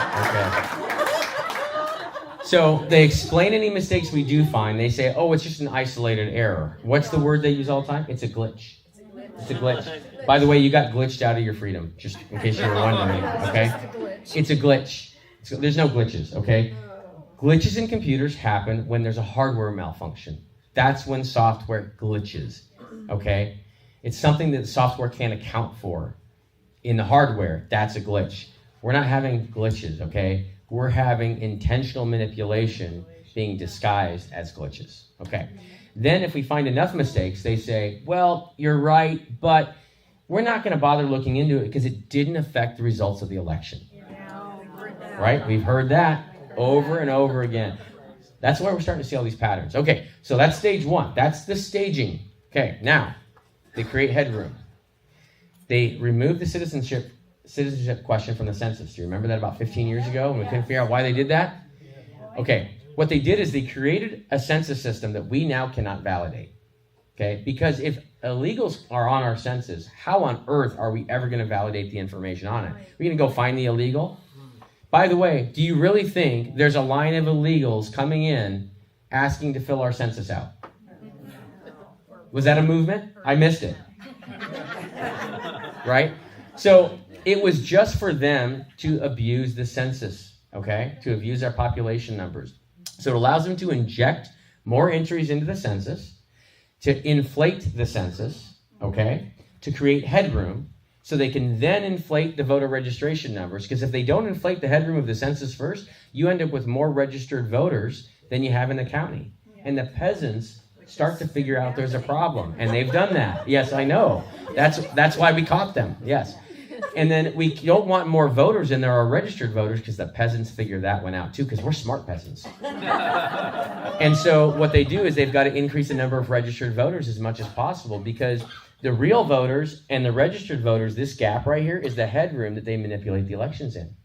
And they've got to create enough headroom to be able to counter the votes. And if a lot of citizens feel this way about something, that means they need a lot more headroom to work with. And that comes back to your question, what happened in 2016 and 2020, right? 2016, they couldn't pull it off. They didn't have enough headroom. They ran out of headroom in 16, and that's why they were so pissed, because it had been working so well for so many years, their little subtle manipulation. They hated the fact that Trump was so popular, and he broke it. They used up all their headroom. They weren't ready for it. That's why Hillary freaked out, started destroying her hotel room. That's why all the news freaked out, because everyone, it was preordained that she would win. Like that was, and all our presidents have been picked for the past many elections. Our presidents have been chosen for us. We just thought the elections were working because the illusion's that good. So Trump, our love for him broke their system, okay? That's what happened in 16. So they tell us that there's record voter registrations. They've got to condition the citizens, because we're going to see record voter registration numbers, right? But they're not real people registering. They're the fake registration entries that they're putting in the system. They even have voter registration drives, so you think, well, I saw a lot of voter registration drives, so maybe it makes sense that there's more registrations. They might even send someone all around the country registering voters to make it appear as though there's a lot of registered voters showing up in this system and they're all organic. But that person going around the country registering voters, if they are registering someone, they're registering voters that are low propensity, that don't usually vote. And if they don't vote and they get registered, someone can steal their voter registration record, tweak the address, harvest the ballot, right? So that's actually the most dangerous thing to do. And by the way, you don't flip a state by registering voters. Voting flips a state, but registering voters does not flip a state. So anyone telling you that you flip a state by registering voters is deceiving you. And then I would question everything else that individual also tells you.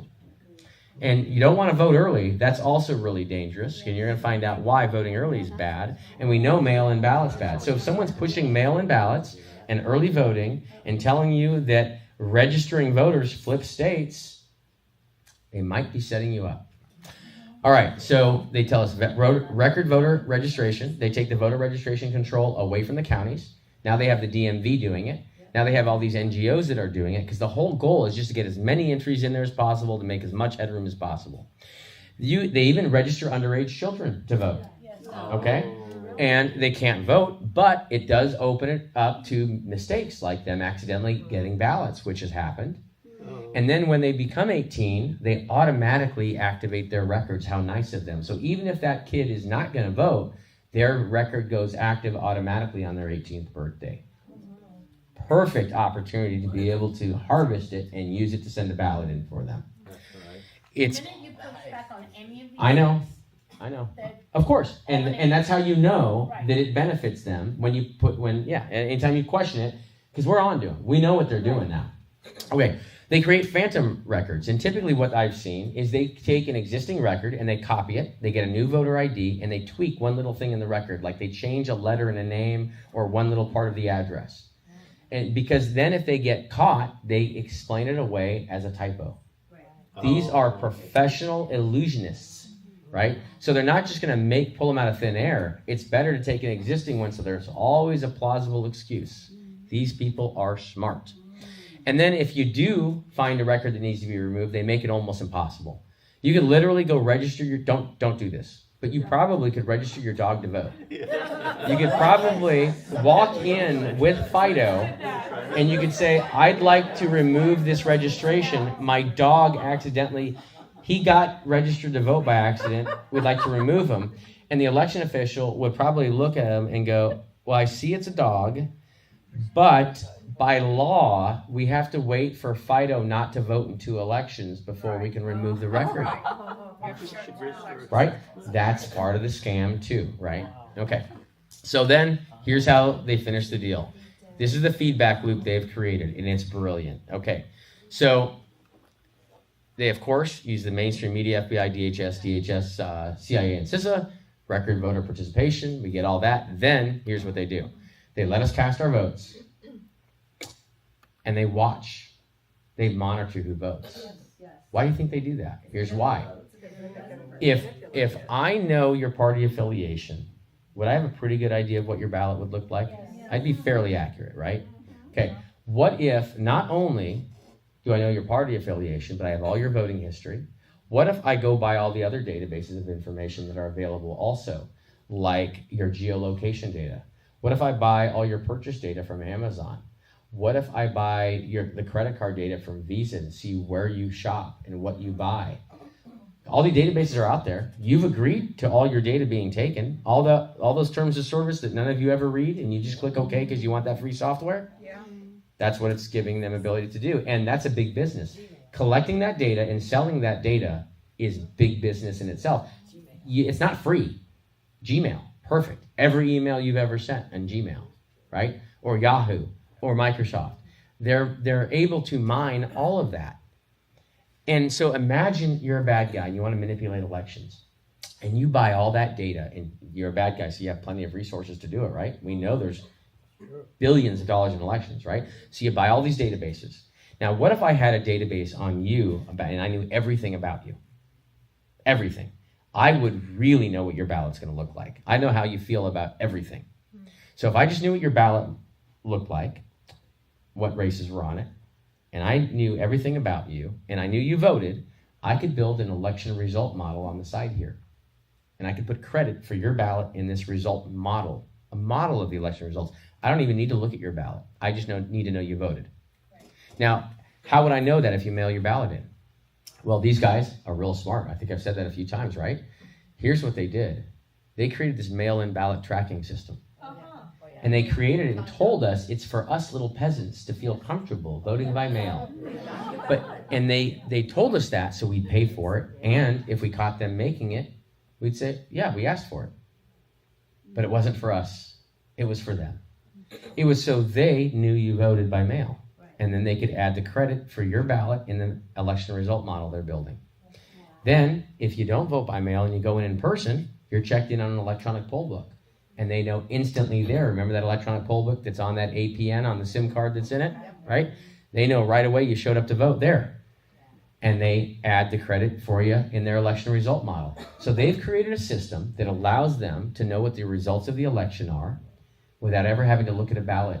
So they don't even need to have it go through the tabulator anymore because they'll know what the results are. Remember back when Tina got that call and they told her what the results were and that they had won? And she's like, I haven't put it through the machine yet. How do you know? So they build an election result model, and if they know what the results of the election are, and they know what they want them to be, they just subtract, and they know exactly what they have to stuff in. And they've got all this headroom they've created in the voter rolls. It's a numbers game. It's a numbers game. They've harvested the ballots. They've got all those mail-in ballots that are floating out there. They've got them, they fill them out, and they put them back into the system. And they get tabulated. Now, could they do this all in one day? It'd be really hard to do in one day. So they sold us another convenience. Are you shocked? Early voting. And early voting is not for our convenience. Early voting is for their convenience. So they have plenty of time to manipulate the election going up. And they need a few weeks to do this. And it turns out they've needed longer and longer to do it. Now, when they had early voting come out, let me ask you this question. Raise your hand if you are a procrastinator. Okay, so everyone that did not raise your hand are liars. Because we're all procrastinators. And that's what happened. When early voting came out, people were still waiting. And that wasn't helping them. So they needed to think of a creative way to scare people into voting early. So they did the whole, anytime there was a weather incident, what they do, all over the news. On election day, they talked about horrible election day weather incidents. Power going out, snowstorms, tornadoes. And they got everyone so scared that like, I better vote earlier, I won't be able to vote. And then the Maricopa County thing where they shrunk the ballot down, they had the long lines. And anytime there's a long line at a voting center, it's all over the news. It's to condition the public and channelize them to vote early. Even the RNC comes out with bank your vote, right? That was the biggest scam ever. All right. And I'm not saying Laura Trump is scamming us. She just didn't know any better because she's surrounded by people who are lying to her. Right? That was a scam. Anyone pushing early voting is scamming us. Now, they may not be intentionally doing it, but I'll tell you what, if someone won't even have the conversation about it, they refuse to talk, then they're scamming. And there are pastors that won't have that conversation. There are people very high up and very trusted in our movement that refuse to have the discussion about early voting. Conspiracy theories. Yeah. So isn't that a beautiful system? They're able to monitor the results, right? Stuff all the ballots in. Now, what they hate, though, is they hate election day voters. Because the election day voters they can't plan for. They have to be very conservative before election day. And then the election day voters, they have to right then stuff in all the extras that can counter them. And they can't do that all in one day. So what did we give them? Another week for ballots to keep showing up. Sometimes it's 2 weeks in the mail. Because the USPS is really slow. And they're really inundated because they're just more ballots in this election than they expected. So we don't want to disenfranchise someone. So we have to give it a couple of weeks for all the ballots to come in. That was a new thing. A month? No, not for ballots to come in. Okay. Here's the problem with the mail-in ballot. It used to be when you had an absentee ballot, it would have to go through the canceling machine because you had to put a stamp on it. Now it's pre-printed postage on it, so it never hits the canceling machine. Yeah. So you can stuff the ballot on Thursday, and that thing is going to be there on Tuesday. The whole thing is a scam. The entire system is built to manipulate and put an illusion on for the rest of us. That's it. So then what happens when you front load all this manipulation like that, by the time the county gets it, they can recount those ballots all day long. They can have 100% audit. And they'll never catch it because all of the manipulation happens before it ever gets to the county. This is one of their tricks, and this is, I believe, the biggest one they've been doing. That's why COVID. They needed mail-in ballots to be able to shift enough. And they couldn't just tell us you're getting mail ballots. Everyone would have flipped their you-know-what. But what they did is they created an environment that the citizens begged for mail-in ballots because these people are sick criminals, and they are evil. And if people are so scared to leave their house and they want to vote, we have an election coming up, please give us mail ballots. They went from saying no to mail ballots to begging for mail ballots. These people are not stupid that are doing this to us. All right, then they've got the backup override. If they're still not able to pull it all off, what do they do at the very end? They did this in 2020. They override. They stop counting in the middle of the night. They stuff a bunch of extra in. They manipulate the voter rolls. They publish the target results that they want, and they tell us, don't worry, those are unofficial when we start questioning it, right? This is unofficial versus official results. And they say, just sit down, peasant. Just relax. You're fine. And then a week later or so, they get enough stuffed in, and they massage everything around. And they say, okay, these are the official results. And they always end up matching because they're so good at putting on the magic show. And then the seal and cleanup. They use the mainstream media, FBI, DHS, CIA, and CISA to condition us, tell us results will be delayed, right? They told us that, right, way before the election because they needed time to rig it. they were conditioning us to not freak out when there's delays. Oh, they kept telling us there were going to be delays. That didn't work on most of you, but it probably worked on a whole lot of citizens. They tell us there may be mistakes in the election. They told us that too. I made these slides way before the 24 election. We heard all this stuff. They withhold and destroy data needed to audit.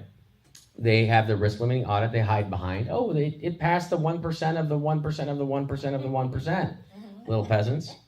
They explain mistakes away as isolated human error. They ensure mistakes are within the margin of loss. They rush and threaten to certify. Like, if you don't certify, you're going to go to jail. Because as soon as you certify an election, it raises the bar to question it. And if one county doesn't certify, the whole state can't certify. One county can hold the whole state up. That's why they're threatening people to certify. And they tell us there's no widespread election fraud. They mock and attack election deniers, and they tell us we are suffering from this new horrible disease called election denialism. Do you live in Ventura? It's not even in the DSM. Yeah. I haven't. Turns out I've been around though. Yeah. Is there a pattern here? Yeah. Okay. All right. I'm starting to see it. So fourth order manipulation is when they start using AI. And by the way, they're using AI right now. Our next election, they will be using AI for all this. And what we've been seeing, we will not see any longer, more than likely. It'll probably be very difficult, if not impossible. They know that we know that we know that they know, right? All of it. Okay? So this is game on. This is it. This is the final hour. This is the fight for the United States of America. Either the patriots are going to save their country and they're going to push out the criminals, or the criminals are going to win. This is it coming up. So I would say direct your resources wisely. And I'm happy to have some discussions on how to best do that. I got some ways to do things. Think a little bit non-traditionally. Look at what they do. Look at their tactics. Their tactics are very non-traditional. Okay? We can fight similar tactics, but with honesty and good. But what we've been doing clearly has not been working. Look where we've gotten 4 years. Almost nowhere. And if we keep doing the same thing over and over again and expecting a different result, that is the definition of insanity. So let's change our approach and let's beat these a-holes. Yeah. Okay. So I've created a list of cabal tactics. There's page 1. There's page 2. I have a page 3 and 4 as well, but I haven't put them on here yet. So if you guys do want to know how they're doing things and what they're doing all across the country, contact me privately. I will get you my list. There's a little picture from the Dominion manual. Really simple, right? That's just a tabulation. That's not any of the other legs, just tabulation. So is blockchain going to save us? I want to put this one to bed really quickly, okay? There's some blockchain code. Would anyone in this room like me to go over all this code so you can understand a few of the algorithms? No? Okay. So we're not going to use blockchain, okay? Because no one understands blockchain, okay? The people that use it probably don't understand it. If every single citizen cannot understand and verify that their vote works and is accurately counted, we can't use the system. I don't care if one of you in this room knows how blockchain works. It's not fair to have you be the only person that can verify your vote. Every single person must be able to verify. Your 18-year-old child who is not a computer expert needs to be able to know their vote got counted right. So we're not doing blockchain. We're not going that route. And they want us to all vote on these. That's what's coming around the corner. They're going to have everyone voting on phone. They're going to say it's a blockchain-based system, and you peasants will love it, and you'll get instant results, and there'll be no delays. And you're right, there are problems with our system, and it's insecure, but this one's safe, we promise. You're going to hear that. So when you hear that, that should sound just like this. Put a diaper on your face and stay in your house and close your business. And what are you going to tell them when you hear it again? No, we're good. No, we're good. And if we have to just have our own elections, we are going to have our own elections. Which means you're going to have to learn how to hand count ballots no matter what. Period. If someone comes from up top and says, we have to do hand count elections for federal elections, which I hope it does come from up top, which it may. I've written parts of executive orders. I'm hoping we see that. And then we're going to need to hand count ballots. If that doesn't happen for whatever reason, if we're going to have a country, we're going to have to hand count our ballots. So no matter which way this ends, you're going to be hand counting ballots. So what you need to do now is you have a great big group of people. You have a network. You need to learn to hand count ballots. You need to train each other. It's very simple. You get 100 sample ballots, you get some tally sheets, you sit there and do it, you take video and pictures, then you send me the videos and pictures, and we create a movement across the whole country of every county doing it. Can you imagine that? How cool would that be? Ventura County's doing it. Orange County, Sacramento, all over the country. And then the citizens, when they see other people do it, they'll start doing it. And then we create millions of citizens that are all teaching each other how to hand count. You don't need your election officials to do it. Nope. You do it, right? And then when you go in and say, we want hand counts, what's the first excuse they give you? We don't have enough people. We can't even find enough poll watchers. Well, if you have an army of 1,000 people or a couple thousand people in your county that are doing it, and you have video of it, and you got the list, you walk in there and say, here's how everyone trained, we're ready to go. They can't use that as an excuse anymore. So take away their excuses, take away the roadblocks. Yes, sir. In this state, all the counties, you can't have, a Republican and an independent and a Democrat all validating the count number anymore. It's paid employees employed by the state. It doesn't matter what the laws are right now. You guys can still go set up your own hand count training. That's right. Doesn't matter what, they can't tell you you can't do that. We can conduct our own election. You can even conduct your own election. And in Nobody fact, can tell you can't. it just happened. New California just had a hand count election, Yeah. You just did right? August You 2nd, just we're did- hand counting. Yeah. You guys can come and watch, videotape, be part of it. Be part of it. Just start doing it. That's how we prove we can do it. Because that's the number one excuse I hear. Even when I talk to a good clerk, they'll say, you know what, I would support hand counting, but we just can't do it because we don't have enough people. And then in this county, I went and talked to the citizens, and the citizens said, oh, we're going to do it. We're going to set it up right now. And I told the clerk that, and the clerk said, do you think they would invite me so I could be a part of it? And I told them that, and they said, what? There's no way she would like it. I said, no, she's interested. She said, oh, absolutely she can come.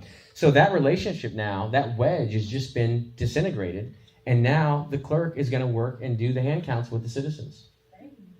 And what a great thing when the clerk sees the citizens actually know how to do it. See, the problem is the clerks are so scared of hand count because they think they're the ones that have to sit there and count all the ballots. They don't realize, no, the people do all the work. All they do is share the data. The people do all the heavy lifting. You got to put your best foot forward, show them you can do it by building the hand count armies. Now, there's a lot of other solutions we need. I've got them on the website. You can click on anytime you want. Go to the website, click on the big red button, click for election solution. That gives you the full solution of how we fix our elections. But what I want to tell you, we already went through that. I'm going to skip kind of my stuff real quick because I want to show you this here. Handcountroadshow.org is the website. So here's what we need. We need action, and that's what I'm all about. So after I do these presentations, I typically get together with the citizens the next day, the leaders, and we go through and actually figure out, okay, let's create some teams and let's make this happen. So what you need is you need some people to become experts. I call them czars, right? Mail ballot czar, Dropbox czar, voter rolls czar, tabulation czar, exit polling, reporting, auditing, candidate placement. We are going into war. We're going to war in a year. We have an election. So you've got to ready your troops now so everyone doesn't go in and act like chickens with their heads cut off. Oh my gosh, we have an election. How do we request stuff? What information do we do? Election's tomorrow. No. We know election's coming, so let's not freak out at the last minute. Let's not procrastinate. I saw your hands raised, right? Let's get ready right now. We've been through this game enough times. We know what's going to happen. We know all the crap they're going to pull with us. The pizza boxes and the stupid rules and the dots and who knows whatever they're going to do. Figure out, anticipate what they're going to do this time and be ready. Have all your FOIAs ready ahead of time, okay? Have your attorneys ready ahead of time. Just plug the numbers in, but you can have everything ready to go going into it. Have all your poll watchers ready. Have them all trained. Know how to hand count. Know everything about the audit and be able to fight that audit and get more than 1%. You might find some election officials that will say, you know what, we'll hand count more than 1%. One election official did something really cool. He's doing 100 1% audits. Interesting. 100 times 1% is what? 100%. 100% hand count. I love that. Can you imagine that? Still not breaking the state law. They require 1%. They're just doing it 100 times. Well, that's a cooperative. Isn't that an clerk. interesting- We don't have that here. I understand, but there's creative ways to do things. We got to start thinking outside the box. So movements, we need a citizen oversight group. You're going to have to get ready to have oversight on this election coming up. Start working on it tomorrow. You need a hand count army. You can start doing that right now. Get me video and pictures. If you need sample ballots or you need sample tally sheets, I will give that to you. I've got a great method I set up that's really simple. I've showed many clerks, and the clerks that hate hand count look at this method and go, oh, we could actually do that.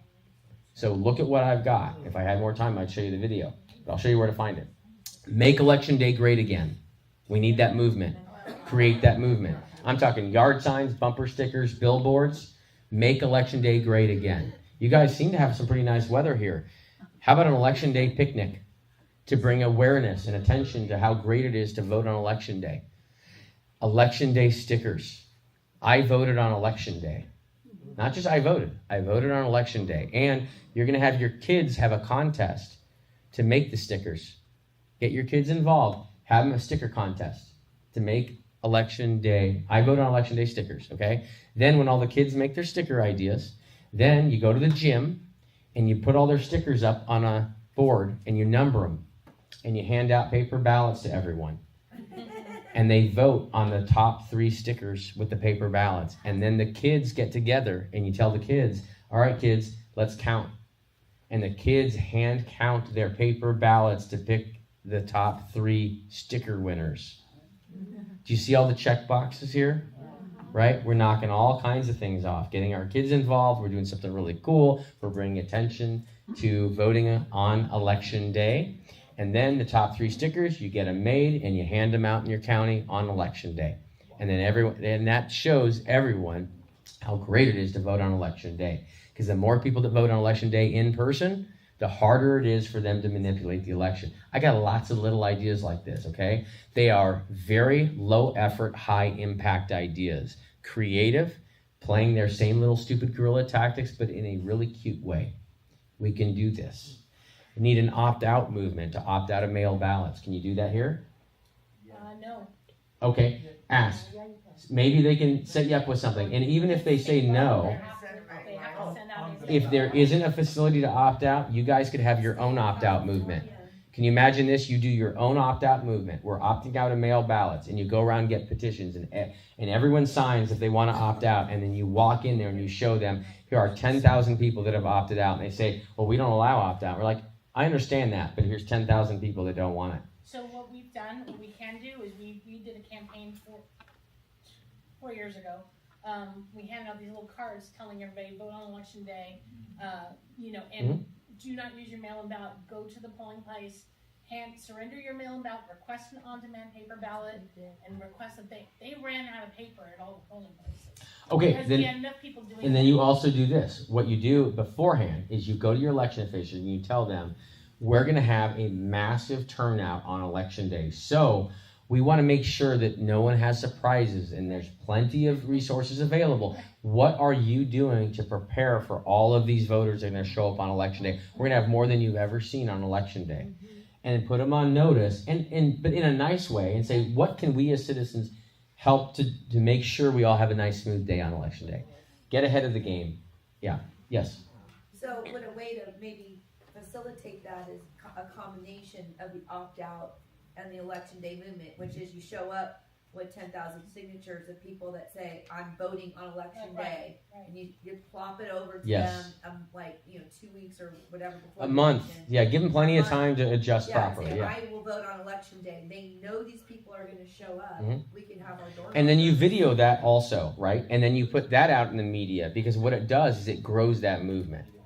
And that movement, courage is contagious. I'll get you. Courage is contagious. And when you guys do something like that, other people will see and they'll start copycatting it all over the country. That's how we create these movements all over. We can use social media to change and influence people in a good way. We know it works in a bad way, right? They've been doing it to us forever. Let's use those same tools for good. Yes, sir. Just point of reference at the election, I went to the county election last election, and over 75% of the ballots for Ventura County are drop box or mail-in. Wow. Okay. Over 75%. Well, of course, and that's what I see when there's heavy manipulation in an election. That's normal. That's what you'll see. So address that. So what we do is we get in there and we identify all of the potential weaknesses or vulnerabilities in your system. We look at what's happened before, what's going on around the country, what are they going to do this time, and then develop mitigation strategies for each one of those. Yes. I know a lot of folks that just drop their mail, I mean, I do this, I drop it on election day into the, you know, or either, you know, or just bring it to the. I would bring it as close as you can to the place, because time and space in an election is where manipulation happens. No, I'm saying on election day, bring it to the poll. It's place. better than other methods, yeah. So, I mean, but I think when they say 75% are doing drop boxes or whatever, I think it's because a lot of people are bringing their ballots on election day filled out. And they're counting that as a mail ballot. Correct. Yes, and they did that to me too in Colorado. I went in and I wanted to vote on a normal ballot, and I brought my other one, and they made me vote on the mail ballot, and then instead of dropping it in the normal box, they made me put it in the envelope and treat it as a mailed ballot and go put it in the drop box instead of just putting it in the little slot. I was like, this is ridiculous. But the reason they're doing that is it's easier to launder the ballots when you have them all flow through one system. It's a laundering operation, is what it is. It's also a money laundering operation, but it's also a ballot laundering operation. Yes. So is there any technology or program that could be written kind of like Polymarket or some, because, you know, last night you were talking about kind of creating a parallel system. You can't trust software. It's really simple. Paper ballots, hand counted at the precinct-based results, and we're done and easy. Very, very simple. We cannot trust any piece of software. I could create a perfectly safe, secure voting system, but then you would have to trust me. And I don't want you to have to trust me.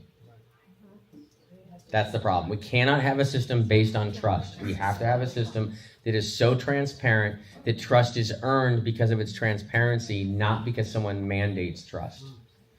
So that I go through a lot of other stuff, but I had to really condense this, and I've already got an hour over. Thank you guys for hanging out. Yes. California has a law called the Voters' Choice Act that forces the counties to do certain things. They have to do the mail-in ballots. They have to have the tabulators. So that's a huge obstacle. They have to have. I understand. It's a huge obstacle. The laws have been set up to work against us. And so we have to think non-traditionally. We can't keep asking for the laws to change. The criminals are the ones creating the laws. We can educate people that are still close enough that might be able to affect a vote, but we have to start thinking more non-traditionally. We have to create a movement of citizens that are done with the existing system. We are not going to accept it any longer. Just like the whole mask thing. At some point, people were like, I'm not freaking wearing it. I don't care what you do. Arrest us all. Yeah. That's the point we're going to have to get with our elections. I hate to tell you. Yeah. So I want to correct Mary there. The Voters' Choice Act is voluntary, and it's opted in or out by the register of voter of the county. So if you want to get serious about making change, there needs to be thousands of people pressuring our register of voters and our county board of supervisors to opt out of the Voters' Choice Act, which is something we've pressured on. But we haven't had the numbers. And it's like, okay, well, that's an easy fix, right? When are, you know, we've been working hard to get this out, but we need a bigger army, guys. And are we going to get serious or not? Each one of you probably knows 10 people, right? So if each one of you grabbed 10 people, you'd probably have the numbers you need. And you go. So get organized. Seriously, this is it. This is our opportunity. You will never get a do-over here. This is our country. This is the country that your kids and your grandkids are going to inherit. And if you're going to let them inherit communism, a destroyed country, because you wouldn't go get 10 people and go let your voice be heard at the county building and demand getting out of that stupid act, you'll regret it for the rest of your life. And the rest of your child's life. This is the moment. We have no choice. All hands on deck. Save our country. Period. That's it. That's why I'm giving everything to do it. The current ROV herself as being the person responsible for enacting the Voters' Choice Act. It is her decision. The voter supervisors have told us it is her decision. They don't have anything to do with it. It's her decision. So She's an elected Michelle official. is the one who made the decision to keep us in the Voters' Choice Act. So Massive so pressure. Who do we go Create after? massive I believe pressure. the county We go board of after. supervisors could pass an ordinance saying we will have one-day elections, and that would force the ROV to opt out of the Voters' Choice Act. So there's a number of different angles to accomplish this, but there needs to be enough people and enough pressure to make it happen. And the window of opportunity is getting very Is small. now. So here's what I would do. You guys need to have another meeting. You should be planning right after this, in the next few days, you should be planning, okay, when's our next election strategy meeting? And these people need to be here at that meeting. You need to have these discussions, and you need to put a strategy up on a whiteboard and work it out and make it happen. It's not going to happen by itself. It's going to take people. But you've got some smart people here. You've got some dedicated people. You've got an incredible group of people here. Seriously, in this county, I have never been to a county that is this put together. I just never have. Thank you. Seriously. You guys are killing it. And I'll tell you another thing that I have to just share with you because this is amazing. I've been traveling for 3 years. And I go all over the place and I never see kids. It's just weird. It's like a kid ghost town everywhere I go. And it's the most bizarre thing. And I come here and I'm coming down the street and I see kids out riding their bikes. I was like, wow, that's so cool.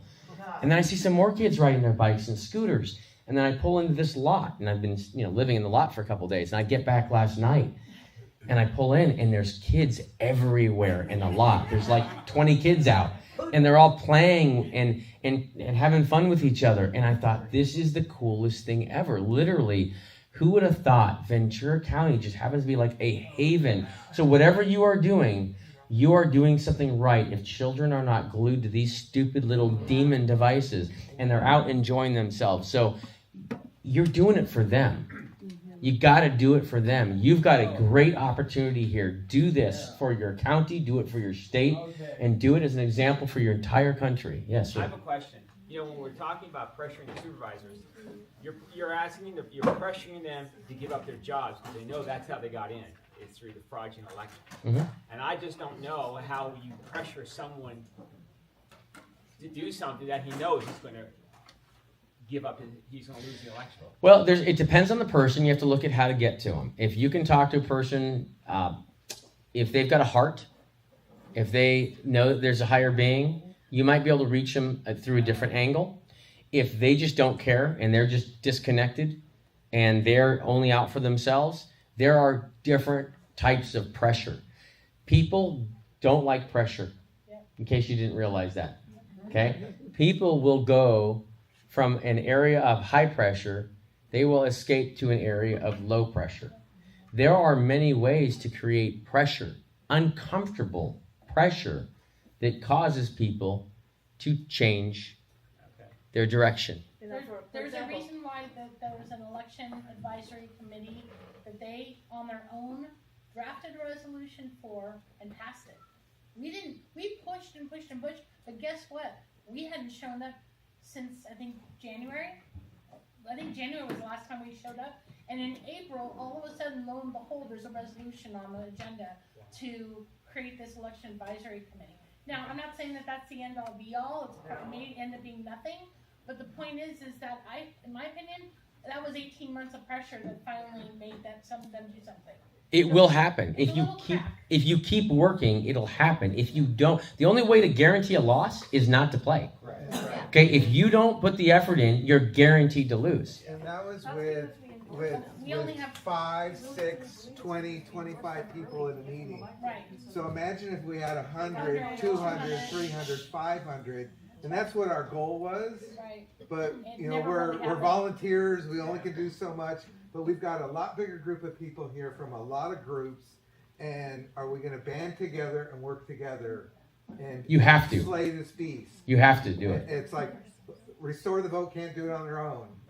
We've PCA got can't do it on their own. all these different groups, and it's like, are you going to get serious or stay in your lane? Or are we all going to get in the same lane on this for whatever season of time it takes? The time is now. You have to do it. We have no choice. We will not save our country unless we all work together. And that's why they tried to divide all of us. Okay? That division was manufactured because divided we cannot stand, right? United we can. Unite and crush these criminals. Yes.